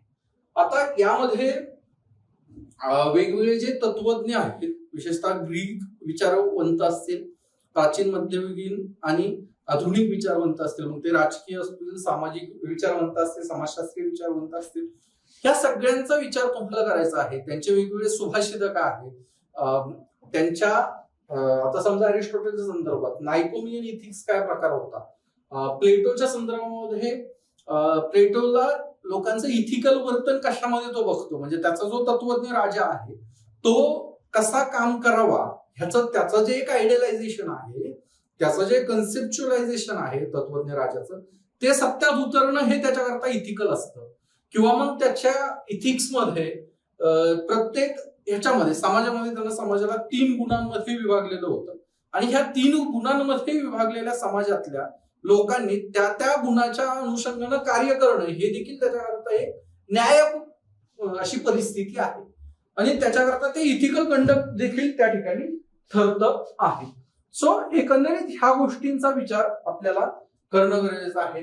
इमॅन्युअल कांट आहे, जॉन स्टुअर्ट मिल आहे आणि याच्या व्यतिरिक्तही जे विचारवंत जे आहेत ज्यांनी इन्फ्लुएन्स केलेलं आहे आणि इथिक्स मध्ये नीतिशास्त्रामध्ये त्यांचं मेजर योगदान आहे, त्या सगळ्यांचा विचार, त्यांचे सुभाषित, फेमस सुभाषित, त्याचं इंटरप्रिटेशन हे आपण बघणार आहोत. त्याच्यानंतर भारतीय तत्वज्ञ जे आहे, महात्मा गांधी असतील, स्वामी विवेकानंद असतील, रवींद्रनाथ टागोर आहे, बुद्ध आहे, महावीर आहेत, गुरु नानक आहेत, कबीर आहेत.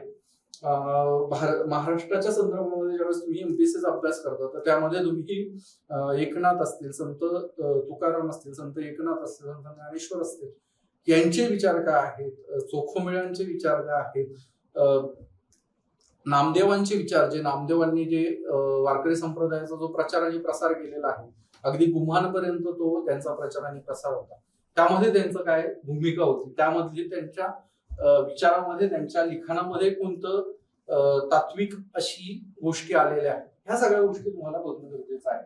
तत्वज्ञानाचे शासकीय क्षेत्रातील उपयोग काय आहे? आता हे तत्वज्ञ जे आहेत त्यांनी ऍडमिनिस्ट्रेशनच्या दृष्टीने काही गोष्टी सांगितल्या, म्हणजे आता प्लेटोचं आयडियल स्टेटची जी कन्सेप्च्युअलायझेशन आहे किंवा अरिस्टॉटलनं जी पॉलिटी, जी स्ट्रक्चर सांगितलं होतं की पॉलिटी म्हणजे काय, कोणत्या प्रकारचं गव्हर्नमेंट त्याला अपेक्षित होतं, कोणत्या प्रकारचे कार्य पॉलिटिकल क्लासनं करणं अपेक्षित होतं, ह्या सगळ्या गोष्टी महात्मा गांधींचं जे त्यांचं जे तलिस्मीन आहे त्यामध्ये त्यांनी जे सांगितलं होतं की जे त्यांनी बाबू जगजीवनराम त्यांना भेटायला आलेले होते साबरमती आश्रममध्ये, साबरमती इकडे वर्धेच्या, त्यावेळेस त्यांनी दिलेलं होतं आणि UPSCनं त्याच्यावर प्रश्नही विचारलेला आहे की जर त्यांनी असं विचारलं होतं की बापू आम्ही इथून पुढे तुमचं काय आम्हाला एखादं मूल्य असेल ते सांगा तुम्ही, की मौलिक विचार सांगा की ज्याच्या आधारावरती आम्ही कार्य करू, तर त्यावेळेस गांधीजींनी त्यांना सांगितलं होतं की ज्यावेळेसही तुमच्या समोर काही पेच निर्माण होईल, तुम्हाला कसं वागावं, काय करावं असा पेच निर्माण होईल, त्यावेळेस तुम्ही काम करताना काय करायचं आहे, तर त्यावेळेस तुम्ही काम करताना एक गोष्ट लक्षात ठेवायची आहे की मी जे काही करतो आहे तर त्याचा या एकंदरीत सामाजिक स्तरामध्ये शेवटचा जो घटक आहे त्या शेवटच्या घटकाला त्याचा काही फायदा होणार आहे का, त्याचं जीवन काही सुखकर होणार आहे का, आणि जर ते होणार असेल तर तुम्ही ती कृती डोळे दाखवून त्या ठिकाणी करायची आहे. पण तुम्ही ज्या वेळेस प्रशासनामध्ये जातात त्या प्रशासनामध्येही तुम्हाला अनेक वेगवेगळे प्रसंग निर्माण होतात आणि मग हे वेगवेगळे प्रसंग निर्माण होताना तुम्हाला वर्तन करण्याकरिता तुमच्या निर्णय प्रक्रियेला जे गाइडिंग लाईट असेल तर ती ह्या विचारवंतांची, थिंकर्सची, फिलॉसॉफर्सची त्या ठिकाणी असणार आहे. आणि त्याचा विचार तुम्हाला करणं गरजेचं आहे. तो विचार तुमच्याकडनं युपीएससी एमपीएससी अपेक्षित करते. तुमच्या केस स्टडीज मध्ये देखील यांचे विचार, यांचे थॉट्स जर आले तर ते तुमच्या आर्ग्युमेंटला एक आधार त्या ठिकाणी देतात. आणि काही जे थॉट्स आहेत ते मी सांगाल कोणत्या इथिकल डिलेमामध्ये तुम्ही काय काय वापरू शकता, कोणत्या प्रकारचा ज्या कन्सेप्ट आहेत त्या वापरू शकता, ते मी तुम्हाला त्या ठिकाणी वेळोवेळी सांगणार आहे. त्याच्यानंतर पुढचा जो मुद्दा आहे सार्वजनिक आणि नागरी सेवा मूल्य आणि सार्वजनिक प्रशासनातील नैतिकता. आता सार्वजनिक जी सेवा आहे, सिव्हिल सर्व्हिसेस मध्ये तुम्ही जाण्याचा प्रयत्न करत आहात, ते तुमचं लाईफचं एम आहे, तुम्ही स्वतःला त्या पोझिशन मध्ये बघता आहात, तुम्हाला स्वतःला ते हवं आहे. सो त्या अनुषंगाने जर तुम्ही बघितलं तर त्याच्यामध्ये अर्थातच प्रामाणिकता, उत्तरदायित्व, जबाबदारी, रिस्पॉन्सिबिलिटी आहे, अकाउंटेबिलिटी आहे. ह्या सगळ्या मूल्यांची तुम्हाला लक्षात घेणं गरजेचं आहे. त्याच्यानंतर सार्वजनिक संस्थातील नैतिक प्रश्न काय आहेत, भ्रष्टाचार असेल, घराणेशाही असेल, हितसंबंधांतील संघर्ष म्हणजे कॉन्फ्लिक्ट ऑफ इंटरेस्ट असतील, या स्वरूपाचे जे प्रश्न आहेत ते प्रश्न आपल्या सार्वजनिक क्षेत्रामध्ये आपल्याला जाणवतात. त्याच्यानंतर नैतिक मार्गदर्शनाचे स्रोत काय आहे, म्हणजे तुमचं जे कंडक्ट आहे त्या कंडक्ट मध्ये ते इथिकल होण्याकरिता, ते मोरल कंडक्ट तुमच्याकडनं येणं अपेक्षित आहे. आणि त्या कंडक्ट करता तुम्हाला काय काय करायचं आहे, तर तिथं नैतिक मार्गदर्शनाचे स्रोत काय आहेत तुमचे, तर कायदा आहे, म्हणजे जे काही लॉज आहेत ते लॉज काय करतात, तर तुम्हाला लॉज एक दृश्य दिशा देतात. आता supreme law of the land म्हणजे आपल्या देशाचा सर्वोच्च कायदा काय आहे, तर संविधानातली जी मूल्य व्यवस्था आहे ती आपली एक गायडिंग लाईट आहे की तुम्ही कोणत्या प्रकारचं वर्तन करावं, त्यामध्ये संविधानिक नीतिमूल्यांचा ह्रास होतो आहे का. कॉन्स्टिट्युशनल मोरॅलिटी जे आपण GS2च्या पहिल्या लेक्चरमध्ये ज्याच्यावर आपण चर्चा केली, कॉन्स्टिट्युशनल मोरॅलिटीवरती, त्याचं ती कुठंतरी अंडरमाइन होती आहे का, ह्या सगळ्या गोष्टींचा विचार तुम्हाला करणं गरजेचं आहे. आणि तेच एमपीएससीला देखील तुमच्याकडनं अपेक्षित आहे. त्याच्यानंतर नियम काय आहेत, रूल्स काय आहेत, आचारसंहिता काय आहेत, कोड ऑफ कंडक्ट काय आहेत, ह्या सगळ्या गोष्टी तुम्हाला गाईड करतात की तुम्ही या प्रकारच्या पेच प्रसंगामध्ये काय केलं पाहिजे. त्याच्यानंतर अंतरात्म्याचा निर्देश जे आहेत हे थोडंसं कॉस्मोपॉलिटियन होईल किंवा हे तुम्हाला थोडंसं अमूर्त असं वाटू शकतं, अबस्ट्रॅक्ट असं वाचू शकतं, पण तुमचं एक कॉन्शियसनेस असते आणि इनर कॉन्शियसनेस तुमची तुम्हाला गाईड करत असते की ह्या वेळेस आपण हे काम केलं पाहिजे. तुमचा अंतरात्म्याचा आवाज जो आहे तो तुम्हाला नेहमी गाईड करतो. तुम्हाला तो आपण बघतो की लोक म्हणजे आपण आपल्या दुविधा मनस्थितीत दोन गोष्टी आपण एकमेकाशी बोलत असतो, त्यामध्ये काय बघतो तर तिथं दोन कॉन्फ्लिक्टिंग विचारांमध्ये तू चर्चा होत असते की एक विचार असं सांगतो ह्या गोष्टी अशा केल्या की असं होऊ शकतं, हे गोष्टी अशा केल्या असं होऊ शकतं. सो तुम्हाला ह्या गोष्टी लक्षात येतात की तुम्हाला तुमचा अंतरात्म्याचा आवाज गाईड करण्याचा प्रयत्न नेहमी करत असतो. आणि त्याला तुम्ही तसं तुमचं जे एकंदरीत विचार विश्व आहे त्याला तुम्ही तसं ट्रेन करू शकता की तो तसा विचार करेल आणि त्याचा तुम्हाला फायदाही होईल. त्याच्यानंतर उत्तरदायित्व व्यवस्थापन जे आहे म्हणजे तुमची जी अकाउंटेबिलिटी आहे तिचंही तुम्हाला मॅनेजमेंट करणं गरजेचं आहे. प्रशासनात अकाउंटेबिलिटी येण्याकरिता आपण कोणते कोणते टूल वापरलेले आहेत की आरटीआय आहे, माहितीचा अधिकार कायदा आहे, सामाजिक लेखापरीक्षण आहे की ज्याच्यामध्ये अकाउंटिंग ऑडिटिंग होतं, त्याच्यानंतर लोकसेवा, महाराष्ट्र लोकसेवा विधेयकासारखं सेगमेंट आहे तसा कायदा आहे, नागरिकांची सनद आहे की जे उत्तरदायित्वाचं व्यवस्थापन करण्याकरता आपण टूल म्हणून प्रशासनामध्ये वापरतो, तेही डिटेलमध्ये बघायचं आहे. नैतिक प्रशासनातील आव्हानं काय आहे, नैतिक प्रसंग सोडवणे आणि विश्वास निर्माण करणे याच्याकरता आपण काय वर्तन करतो आणि नैतिक प्रशासनामध्ये नैतिकता येण्याकरताही एकंदरीत आपण काय वर्तन करतो हे यातनं आपल्याला बघायचं आहे. प्रशासनातील सभ्यता, प्रोबेटी इन गव्हर्नन्स, ह्यामध्ये काय आहे तर याच्यामध्ये प्रोबेटीची डेफिनेशन काय आहे, त्याची जी कन्सेप्ट आहे ती नेमकी काय आहे, त्याच्यामधले जे सेगमेंट्स आहे, प्रामाणिकपणा आहे, पारदर्शक आहे, नैतिक असं शासकीय व्यवस्थापन आहे. आता तुम्हाला सर हे 3-4 कीवर्ड्स खूप ठिकाणी येतात, पण ह्या तुमच्या पूर्ण सिलेबस मध्ये ते वेगवेगळ्या ठिकाणी वेगवेगळ्या पर्स्पेक्टिव्ह मध्ये येतात. सो त्यामुळे हे थोडंसं रिपीट वाटलं असलं तरी त्याचा कॉन्टेक्स्ट जो आहे तोही खूप महत्वाचा आहे. तुम्हाला तर कॉन्टेक्स्च्युअल विचार तुमच्याकडनं होणंही अपेक्षित आहे. प्रशासनाच्या तात्विक आधारभूत गोष्टी कोणत्या आहेत की तुम्ही प्रशासकीय वर्तन करताना तुम्हाला कॉन्स्टिट्युशनल मोरॅलिटीचे 4 जे प्रिन्सिपल आपण सांगितले होते की जस्टिस हवं आहे, इक्वॅलिटी हवी आहे, फॅटर्निटी हवी आहे आणि लिबर्टी हवी आहे. तर ह्या 4 जे टिनट्स आहे याच्यावरती तुमचं कॉन्स्टिट्युशनल मोरॅलिटी बसलेली आहे आणि ती तुम्ही फॉलो केली ऍज अ प्रशासक म्हणून तुम्ही ती जर फॉलो केली तर तुम्ही कॉन्स्टिट्युशनल मोरॅलिटीच्या पर्स्पेक्टिव्ह मध्ये काम करता आहात असंही त्या ठिकाणी आपल्याला दिसून येतं. आता प्रशासनाचा तात्विक आधारभूत गोष्टी काय काय ते आपण बघितलं. नैतिकता, न्याय, समानता आणि कर्तव्य काय आहे. त्यामध्ये तुम्ही लिबर्टी ही ऍड करू शकता, फॅटर्निटी ही ऍड करू शकतात. त्याच्यानंतर पारदर्शकता, उत्तरदायित्व म्हणजे आत्ताही बघितलं पण आरटीआय, नागरिकांची सरळ सामाजिक लेखा परीक्षा, नैतिक संहिता काय आहे, नागरी सेवकांसाठी आचारसंहिता आणि वर्तन संहिता, मॉडल कोड एक असेल तुमचा, इथिकल कोड एक त्या ठिकाणी असणार आहे. त्याच्यानंतर सार्वजनिक निधीचा उपयोग, संसाधन वाटपातील नैतिक प्रश्न म्हणजे जी सार्वजनिक निधी आहे. आता तुम्ही बघतात की आपल्याकडे खर्च खूप आहे आणि निधी कमी आहे, तर त्यावेळेस तुम्हाला जी प्रायोरिटाईज करायची आहे की कोणता निधी आपल्याला पहिले द्यायचा आहे, कशावर पहिले खर्च करायचा आहे, ह्यातला जो पैसा प्रसंग निर्माण होतो त्याला तुमच्या नैतिक वर्तनातून उत्तर मिळण्याची शक्यता असते. तुम्हाला नैतिक विचार करून त्याच्यातनं उत्तर जास्तीत जास्त येणं. मग तिथं परत तो एक डिलेमा असतो की जास्तीत जास्त लोकांचं हित साध्य करणारे निर्णय घ्यायचे आहे की कमीत कमी लोकांचं जास्तीत जास्त हित निर्माण करणारं साध्य करणारे निर्णय घ्यायचे आहेत. मग हे जे इथिकल डिलेमाज आहे हे तुम्हाला तिथं वापरता येणार आहे. त्याच्यानंतर भ्रष्टाचाराचा प्रश्न आहे की भ्रष्टाचाराचं मूळ कारण काय आहेत, त्याच्यावर उपाय काय आहेत, शासकीय पातळीवर त्याच्यावर काय उपाय केले गेलेले आहेत, ट्रेनिंगच्या पातळीवर काय उपाय केलेले आहेत, नैतिकतेच्या पातळीवर त्याच्यावर काय उपाय केलेले आहे, हे सगळं बघणं गरजेचं आहे. नैतिक पेच प्रसंगावरील केस स्टडीज आहेत.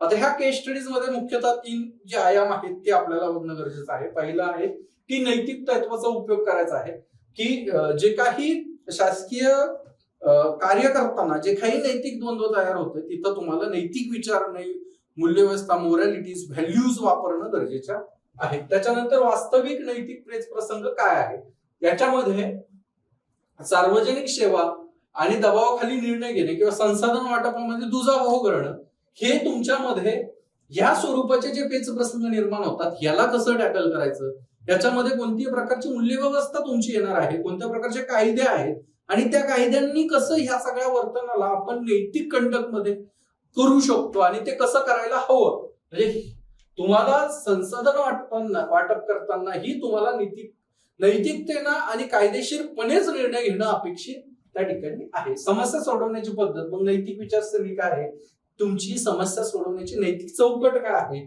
मूल्यांचा वापर तुम्ही करून कसं समस्येचं निराकरण करता हे तुमच्या केस स्टडीज मधनं बघितलं जातं आणि केस स्टडीचा अभ्यास करताना ह्या गोष्टी येणं अपेक्षित असतं.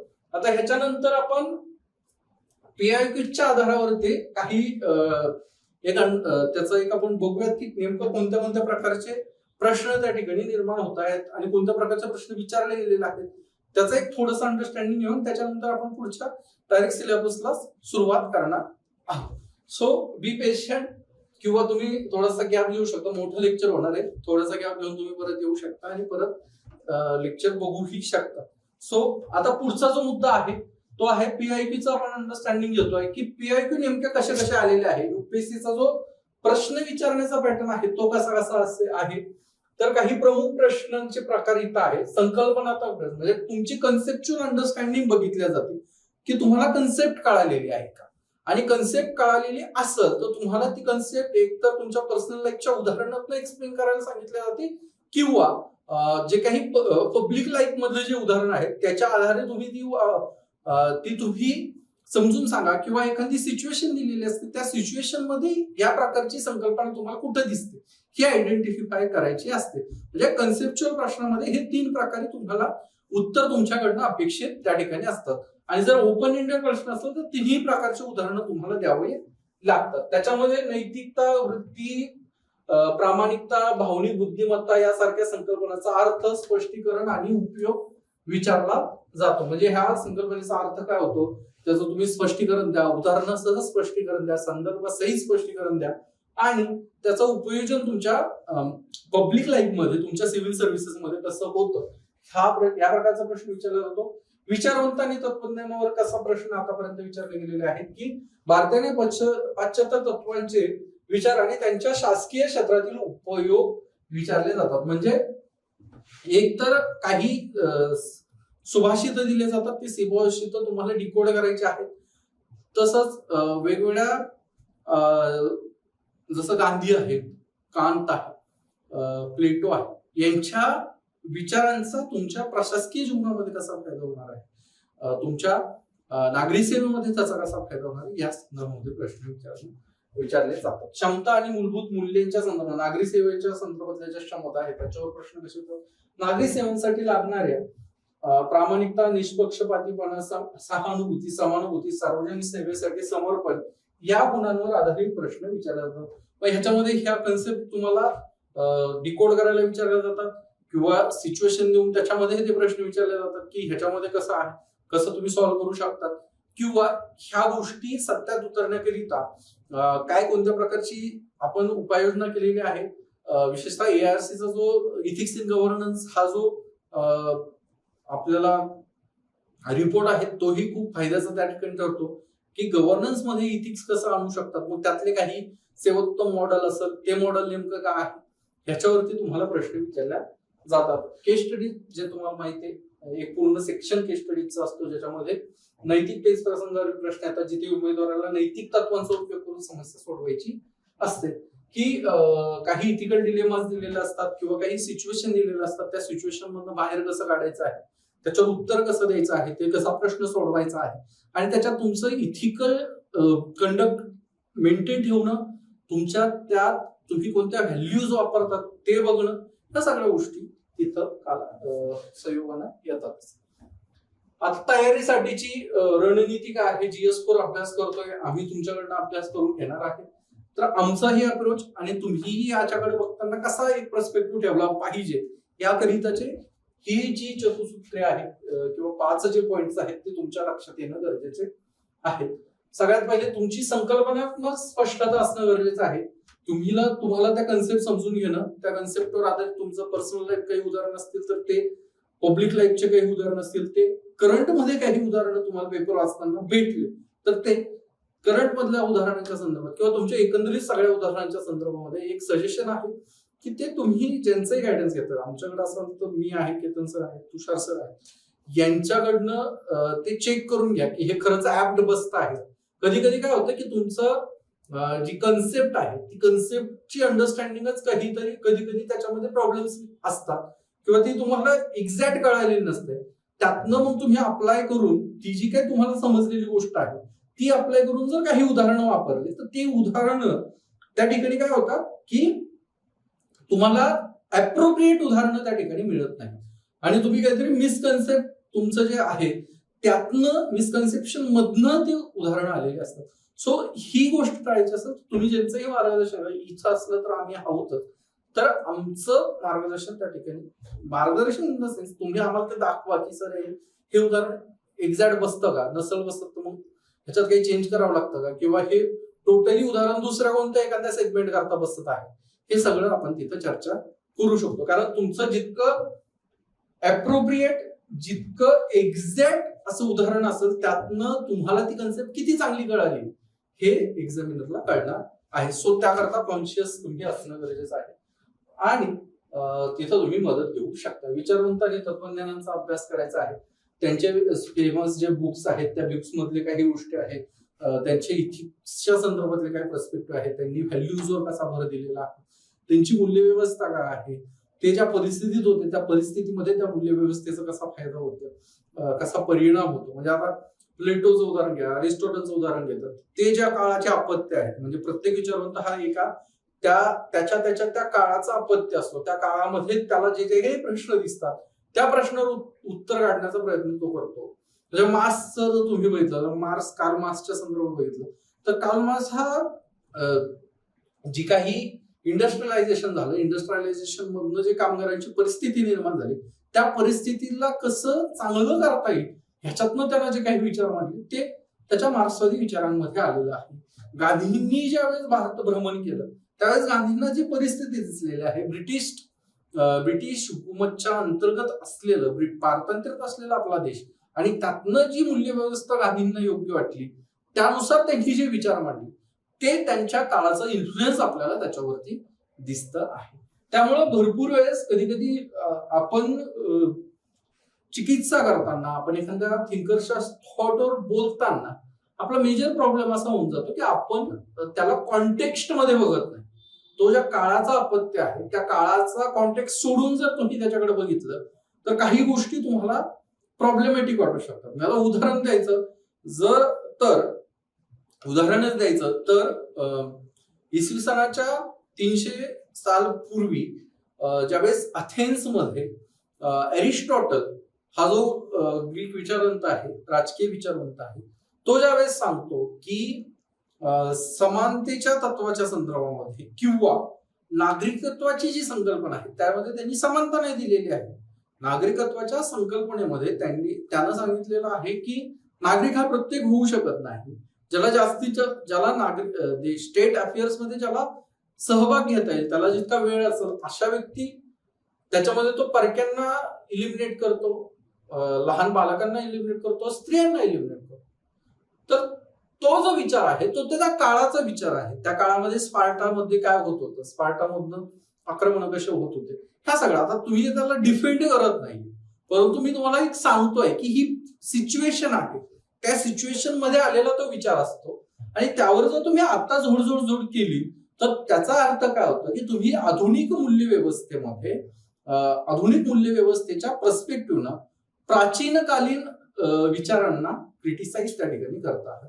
तर ते क्रिटिसिझम जे आहे ते फार फेचर्ड होतं आणि त्याला एक काही अर्थही राहत त्या ठिकाणी नाही. सो ती गोष्टही तुम्हाला एकंदरीत ज्यावेळेस तुम्ही विचारवंतांचा अभ्यास करता आहात, तत्वज्ञानाचा अभ्यास करत आहात, त्यावेळेस तुम्हाला ह्या गोष्टी बॅक ऑफ द माइंड ठेवणं गरजेचं आहे.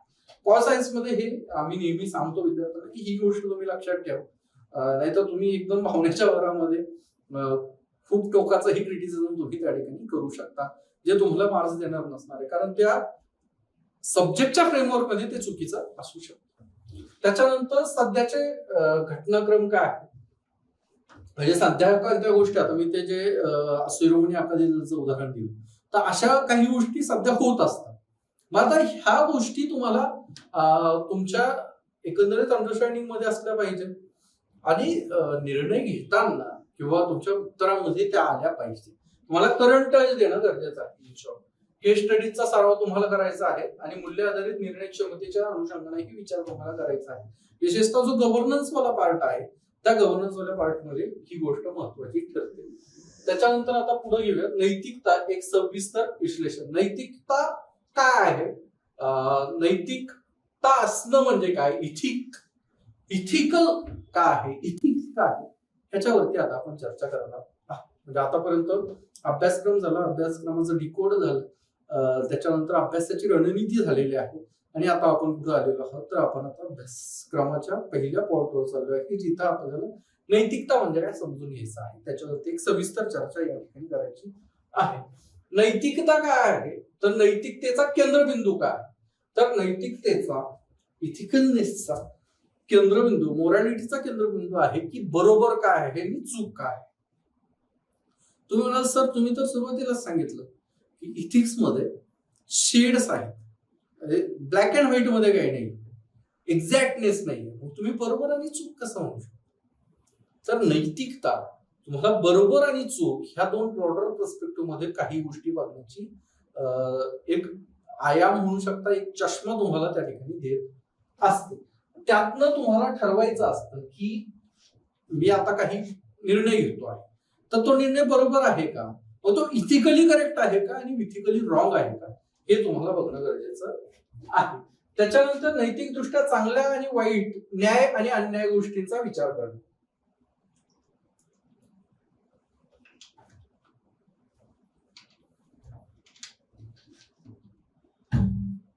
मी काही काम करतो आहे,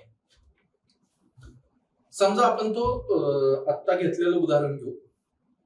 तुम्ही कलेक्टर आहात टेंडरची प्रोसेस चालू आहे, तुमचा मित्र आलाय, तो सांगतो की मी टेंडरला अर्ज केलेला आहे, मला माहित नाही काय बिल्डिंग प्रोसेस होईल काय नाही, पण हे टेंडर मला मिळालं पाहिजे.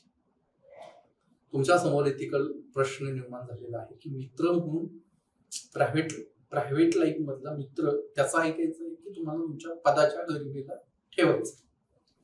मग ह्या प्रश्नामध्ये तुम्ही प्रत्येक निर्णयाला चांगलं काय आहे मित्राला दिलं तर मित्र माझा मित्र कायम राहील, माझे पर्सनल रिलेशन चांगले राहील. पण मित्राला टेंडर देतो म्हणजे ह्याच्यात हे चांगलं जरी असलं तर हे वाईट काय आहे, तर वाईट असं आहे की मी माझ्या पदाची अवहेलना करतो आहे, मी पारदर्शक व्यवहार करत नाहीये, मी माझी जी अकाउंटेबिलिटी आहे सिस्टीम बद्दलची, व्यवस्थे संदर्भातली, लोकांच्या संदर्भातली, ती अकाउंटेबिलिटी मी मेंटेन करत नाही. न्याय काय आहे? तुम्ही तुमच्या मित्रत्वाला न्याय देत आहात, तुमच्या मैत्रीला न्याय देत आहात, पण तिथंच तुम्ही अन्यायही करत आहात. काय अन्याय करतायत तुम्ही? ज्या लोकांनी टेंडर कॉम्पिटिटिव्ह बिडिंग मध्ये टेंडर भरलं आहे ते नियमांची फुलफिलमेंट करत असतील, त्या फुलफिलमेंट नुसार त्यांनी काहीतरी वर्तन केलेलं आहे, तुम्ही त्यांच्यावर काय करता आहात, तर तुम्ही त्याच्यावरती अन्याय त्या ठिकाणी करत आहात. त्याच्यानंतर तत्वांचे मार्गदर्शन म्हणजे व्हॅल्यूज काय गाईड करतात तुम्हाला, तुमच्या व्हॅल्यू सिस्टीम जी आहे, तुमची जी मूल्य व्यवस्था आहे ती तुमच्या एकंदरीत वर्तनाला गाईड करत असते. लोकांच्या वर्तनाला, निर्णय प्रक्रियेला मार्गदर्शन करणाऱ्या तत्वांशी संबंधित असते. म्हणजे तुम्ही जे काही काम करता आहात त्या कामाला तुमची व्हॅल्यू सिस्टीम काय करत असते, गाईड करत असते. समजा तुम्हाला लहानपणापासून तुम्हाला असं सांगितलेलं आहे की खरं बोलायचं, सत्य नेहमी खरे बोलावे, ही तुमच्यामध्ये ती व्हॅल्यू सिस्टीम डेव्हलप झालेली आहे. युधिष्ठिराचं उदाहरण घेतो आपण महाभारतामध्ये, की त्याला सांगितलं, तो एक सत्यनिष्ठेचा एक मूर्तिमंत उदाहरण आहे. युधिष्ठिर धर्मराजाला महाभारतामध्ये हा उल्लेख आहे की युधिष्ठिर जो आहे त्या युधिष्ठिराला सगळ्यांना माहित होतं तो खरं बोलतो, ते ती व्हॅल्यू सिस्टीम त्याला काय केलेलं आहे, तो खरं बोलतो. पण ज्यावेळेस अश्वत्थामा मेला, अशी ज्यावेळेस मंडळी होते, आता ही खूप मोठी सोय, मी कट टू स्पॉट मी तुम्हाला जे सांगायचं आहे इथिक्सच्या दृष्टीनं ते सांगण्याचा प्रयत्न करतो. युधिष्ठिराच्या व्हॅल्यू सिस्टीम मध्ये सत्याला सगळ्यात जास्त महत्व होतं. परंतु ज्यावेळेस द्रोणाचार्य हे हरणारच नाही हे ज्यावेळेस त्याच्या लक्षात येत आहे, त्यावेळेस अश्वत्थामा हा जो त्यांचा पुत्र आहे त्या अश्वत्थामा मेला असं जर आलं तर ते त्यांना हरवणं सोपं आहे, असं एक रणनीती होती. आणि त्याच्यामध्ये लांब दूर कुठं तरी अश्वत्थामा नावाचा काय आहे हत्ती त्या ठिकाणी मारलेला आहे भीमाला. आणि मग नंतर इकडं ज्यावेळेस सगळीकडं उठले की अश्वत्थामा मेला, आणि अश्वत्थामा काय चिरंजीवी आहे. तुम्ही ते कल्की पिक्चर बघितलं असेल त्याच्यात पण अश्वत्थामाचा रेफरन्स आहे.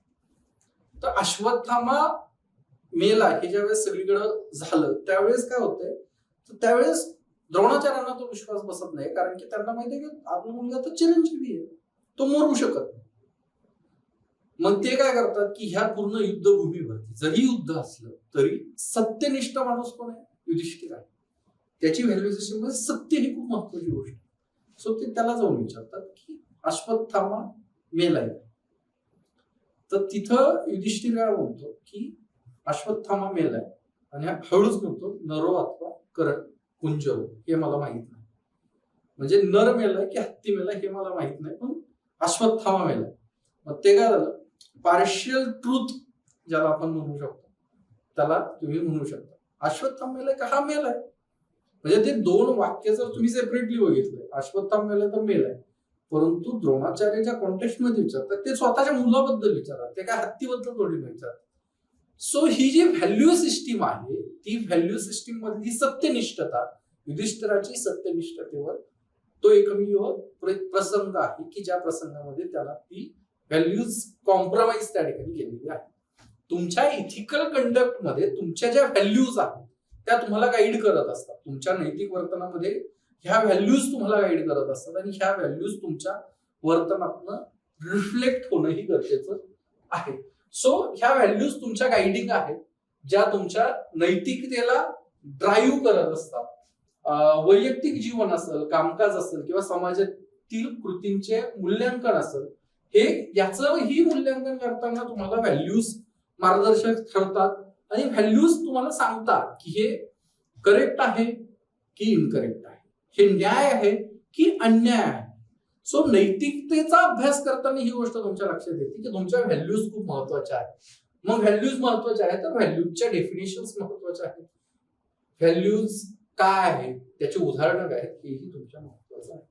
तर विविध संदर्भ जे आहेत नैतिकतेच्या संदर्भामध्ये ते काय आहे तर खाजगी, सार्वजनिक आणि व्यावसायिक जीवनातील कृतींचा आढावा घेण्यासाठी नैतिकता हे जी कन्सेप्ट आहे, इथिकलनेस, मोरॅलिटी ही जी कन्सेप्ट आहे ही खूप महत्वाची त्या ठिकाणी ठरते आहे. कोणतंही वर्तन आपण नैतिकतेच्या कसोटीवरती बघू शकतो. आता इथिक्स हा जो शब्द आहे त्याचा उगम कसा झालेला आहे हे बघणं गरजेचं आहे. तर इथिक्स हा शब्द ग्रीक शब्दापासून आलेला आहे, जो इथोस आहे. इथोस म्हणजे काय की ज्याचा अर्थ प्रथा, सवय, स्वभाव किंवा वृत्ती असा झालेला आहे. इथोस म्हणजे काय तर प्रथा, सवय, स्वभाव आणि वृत्ती. तर इथिक्सचा जो उगम आहे तो तुमच्या सवयीवर आहे, प्रथेवर आहे, तुमच्या स्वभावावर आहे, वृत्तीवर आहे. म्हणजे तुमच्या ऐतिहासिक पार्श्वभूमीतनं तुम्ही कसं वर्तन करता, तुम्ही कशी वृत्ती तुमच्या ठाई आहे, ह्या सगळ्या गोष्टींचा इफेक्ट तुमच्या इथिक्स मध्ये त्या ठिकाणी याचा सगळ्याचा समावेश त्या ठिकाणी होतो आहे. मूलभूत प्रश्नांचा विचार नैतिकतेमध्ये, इथिक्स मध्ये आपण काय करतो, काही मूलभूत प्रश्न आहेत त्यांचा विचार आपल्याला करणं गरजेचं आहे. की म्हणजे सुरुवातीच्या काळामध्ये जे काही नैतिक विचार आलेले आहेत, म्हणजे राजकीय विचारांच्या संदर्भामध्ये बघितलं तर आदर्श राज्य कसं असावं ह्याचं जे कन्सेप्च्युअलायझेशन आहे, ह्याच्यावरती ज्या प्रकारच्या मांडणी करण्यात आलेल्या आहेत त्या खूप विस्तृत आहेत. ह्या का आल्या कारण की तुम्ही जो काही तात्विक विचार करतात, ह्या तात्विक विचारामध्ये एक मेजर प्रश्न आताच्या काळात हा आहे आणि हे बंद करायचं असं तर आपल्याला कशा स्वरूपाची गोष्ट व्हावी हे आपल्याला अपेक्षित असतं.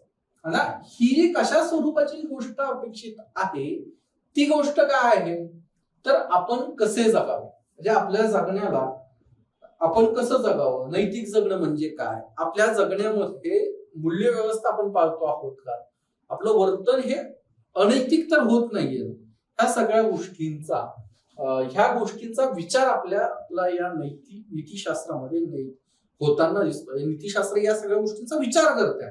तर तुम्हाला जर प्रश्न आला की नीतिशास्त्र कशाचा विचार करते तर आदर्श जीवन कसं असावं, जीवन कसं जगावं, या सगळ्या गोष्टींचा विचार नीतिशास्त्र करत असतं. नैतिकतेत आपण त्याचा करत असतो.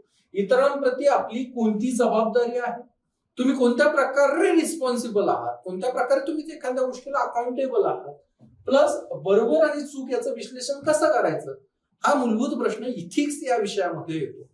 तुम्हाला इथिक्स हा विषय वेगवेगळ्या मूल्य व्यवस्थेतनं, वेगवेगळ्या मूल्यांच्या आधारे, वेगवेगळ्या नैतिक वर्तनाच्या आधारे, कायद्यांच्या आधारे एखाद्या व्यक्तीच्या वर्तनाचा विश्लेषण करण्याकरिता आपल्याला एक सिस्टमॅटिक फ्रेमवर्क आपल्याला नीतिशास्त्र, इथिक्स हा विषय त्या ठिकाणी देत असतो.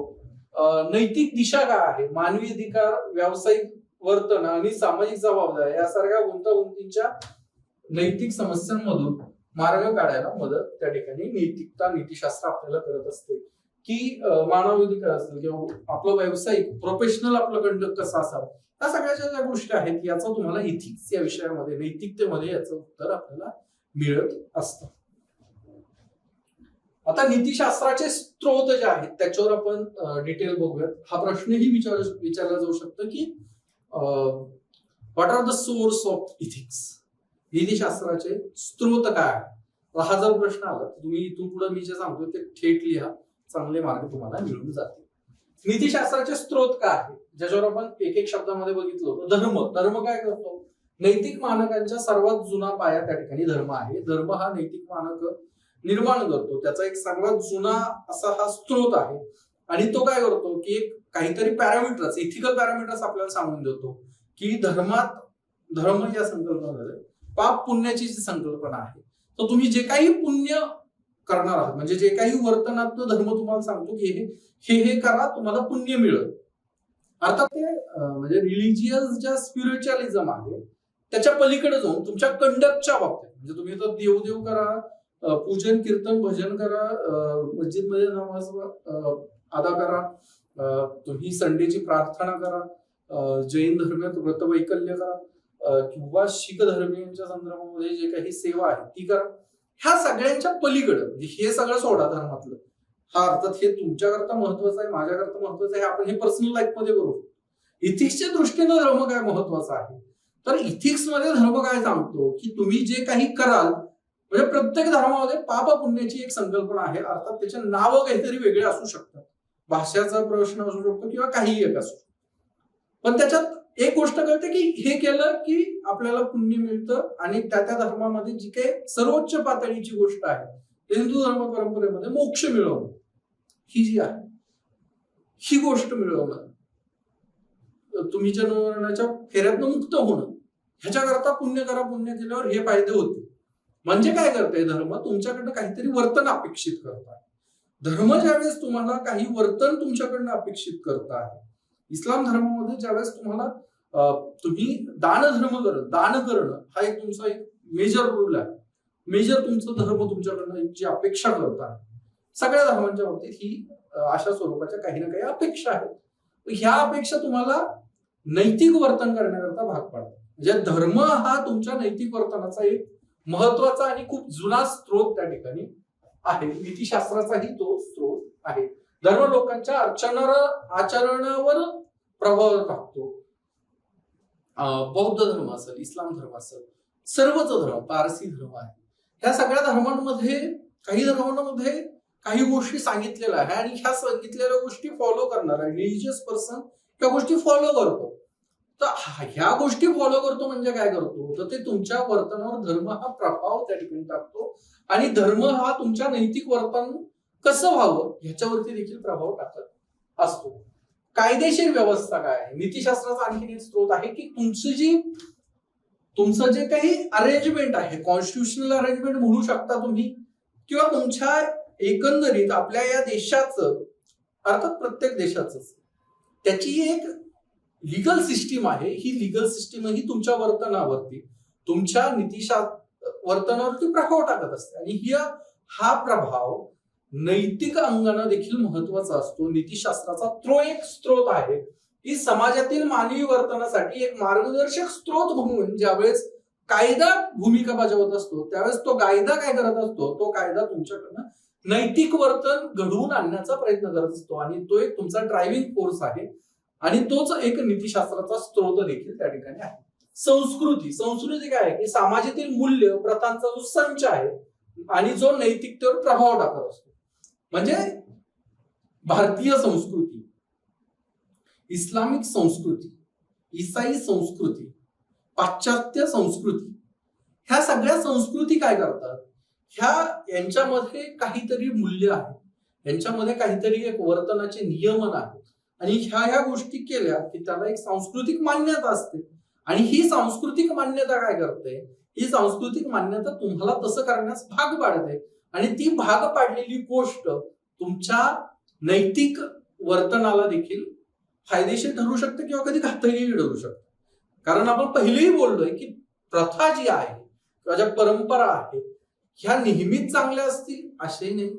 आणि ही प्रत्येक जगभरात तुम्ही कुठेही गेला, जिथेही मानवी अस्तित्व आहे, त्या मानवी अस्तित्वाच्या प्रत्येक ठिकाणी गेल्याच्या नंतरही तुम्हाला ही धर्म नावाची जी गोष्ट आहे, ही धर्म नावाची गोष्ट किंवा प्रथा आणि परंपरा ही जी गोष्ट आहे, ती गोष्ट ऑलवेज करेक्ट असते का, तर ऑलवेज करेक्ट असलच असं नाही. ही गोष्ट तुम्ही लक्षात ठेवायची आहे. कौटुंबिक व्यवस्था, कुटुंब हे सगळ्यात बेसिक गोष्ट आहे. हे आपल्या समाज रचनेचं सगळ्यात मूलभूत घटक आहे.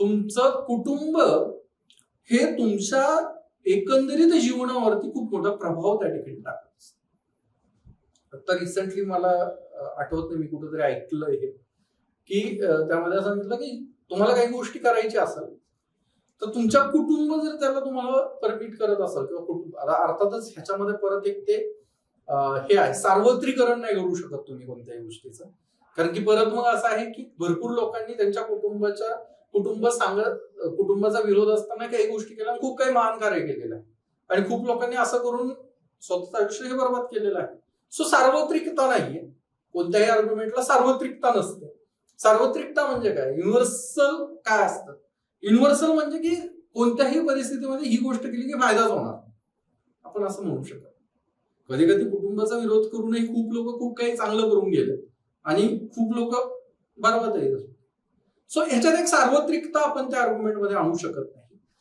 त्या व्यतिरिक्त आपण जर विचार केला तर कुटुंब हे असं एक एकक आहे की जे तुमच्यावरती लहानपणापासून संस्कार करतात तुमचे म्हणजे कुटुंब हे जर न्यूक्लियस आपण बघितलं हे जर युनिट आपण घेतलं तर मग तू आपले आजी आजोबा असतील बंधू असतील जिवंत असतील अर्थातच त्याच्यानंतर आजी आजोबा आहेत आई वडील आहेत ह्या सगळे जे लोक आहेत हे काय करतात तुम्हाला लहानपणापासून तुमच्या वर्तनाला एक शेप देण्याचा प्रयत्न करतात आणि हा शेप देण्याचा जो प्रयत्न आहे हा सगळ्यात पहिले बालमनावरती सगळ्यात पहिले जे संस्कार होतात ते संस्कार हे आई आणि एकंदरीत आपल्या कुटुंबातून होतात सो हे कुटुंबाच्या व्यवस्थेतनं जे संस्कार तुमच्यात आलेले आहेत ते संस्कार तुमच्या वर्तनावर खूप इम्पॅक्ट करत असतात आणि तुम्ही किती नैतिक इथिकल कंडक्ट करता ह्याला जर तुम्ही बॅक एंड ट्रेस केलं तर हे तुमच्या कुटुंबानं तुम्हाला कसं शिकवलं कसं मोठं केलं कसे संस्कार तुमच्यावर गेले ह्याच्यावरती ते दिसून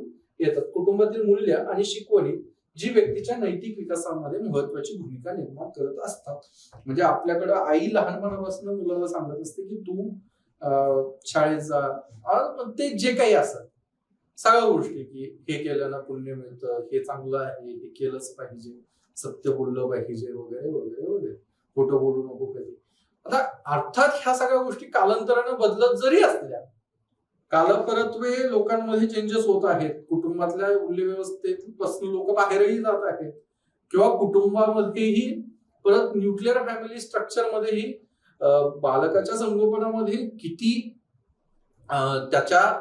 त्याची कुटुंबाच्या त्याच्यावर किती प्रभाव आहे आणि कुटुंबात त्याला किती वेळ दिला जातो आहे बालकाच्या संगोपनामध्ये हाही त्याच्यामध्ये महत्वाचा घटक करू शकतो ह्या सगळ्या गोष्टींचा जर तुम्ही विचार केला तर तुमचं जे नैतिक वर्तन आहे त्या नैतिक वर्तनाला एक मार्ग दाखवण्याचं काम तुमची कुटुंब व्यवस्था त्या ठिकाणी करत असते आता नीतिशास्त्राच्या काही प्रमुख आपण शाखा बघणार आहोत की ह्या सेगमेंटमध्ये नीतिशास्त्राचा विचार केला जातो पहिली आहे सिद्धांतात्मक नीतिशास्त्र थेरॉटिकल मेटा इथिक्स ज्याला आपण म्हणतो ज्याच्यामध्ये नैतिक तत्वे मूल्यांची मूलभूत सिद्धांताचा अभ्यास केला जातो सत्य काय आहे सत्व काय आहे शिव काय आहे ह्या सगळ्या गोष्टींचा अभ्यास तुम्हाला त्याच्यामध्ये करायचा आहे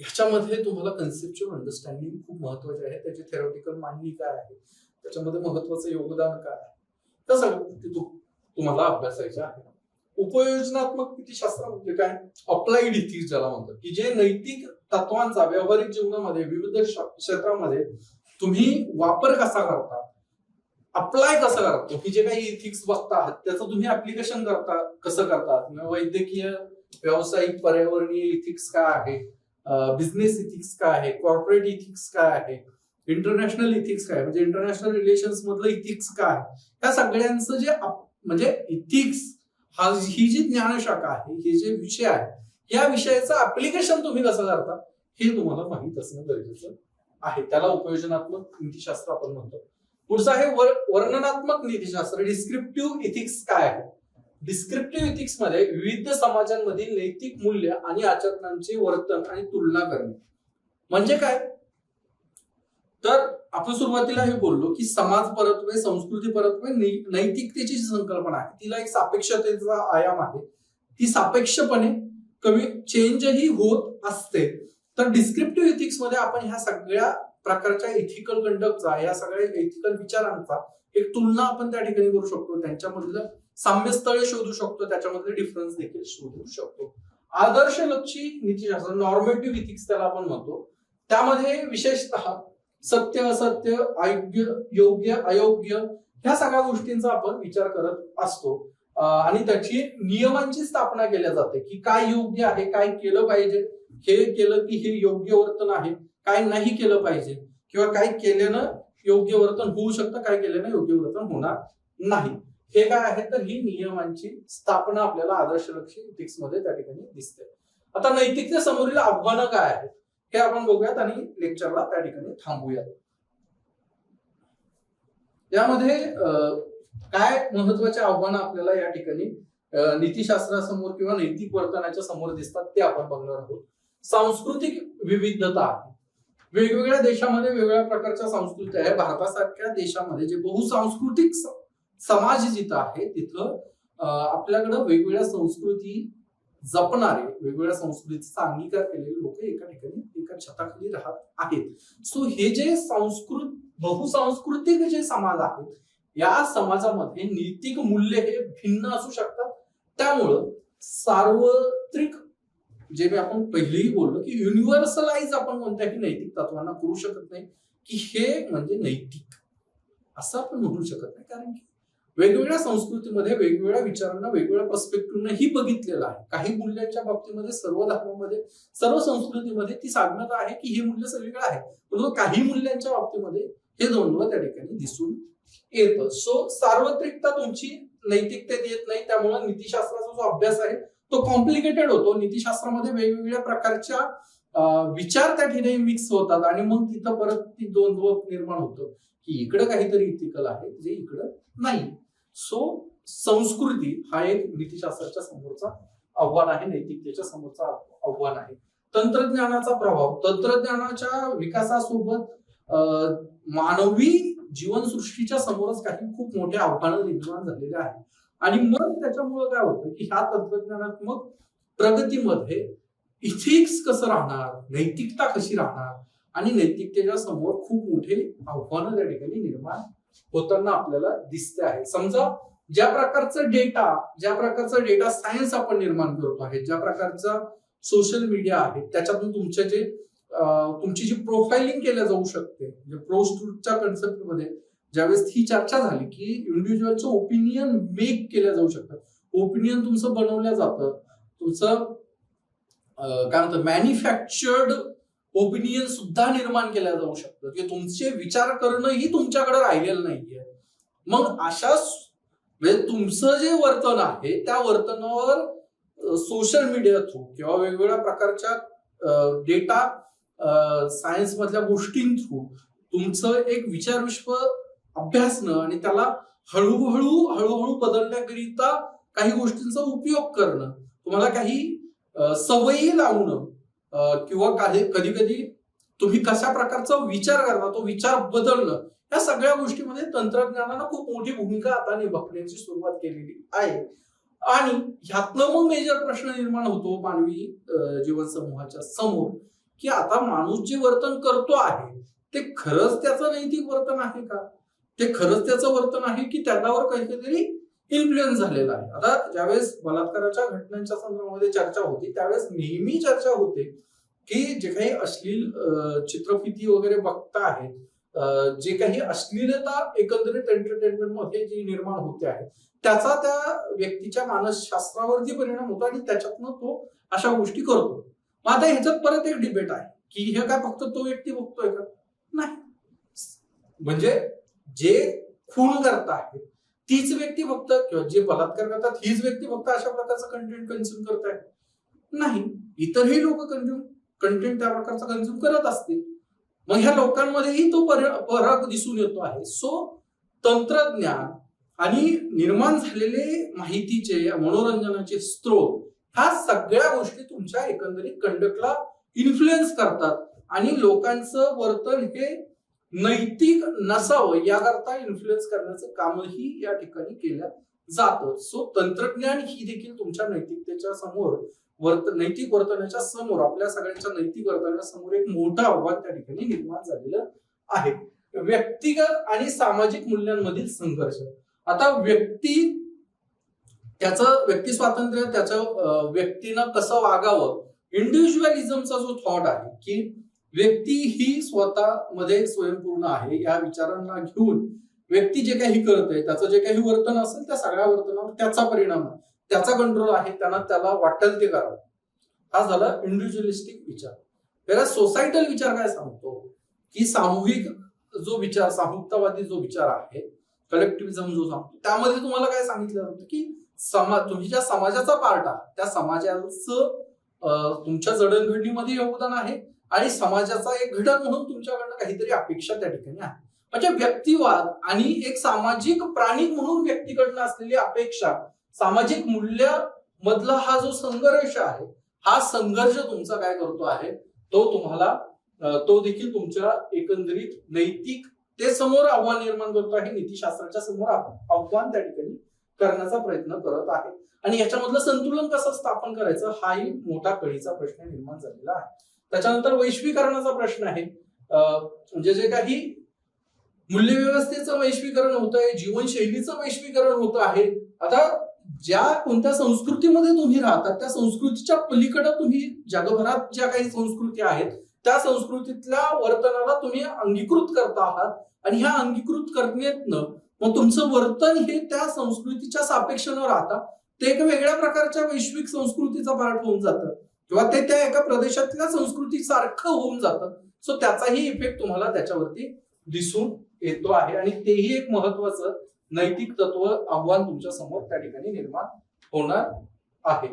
सो अशा प्रकारे आज आपण इथिक्सचं सिलेबस बघितलेला आहे, अभ्यास कसा करायचा ते बघितलेला आहे आणि त्यानंतर ह्या बाकी सगळ्या गोष्टी बघितलेल्या आहेत. सो पुढच्या लेक्चरमध्ये आपण आणखी इथिक्सचं जे सिलेबस आहे तो पुढं घेऊन जाणार आहोत. त्यामुळे भेटूयात पुढच्या लेक्चरमध्ये. तोपर्यंत थँक्यू. अभ्यास करा. हे बहुतेक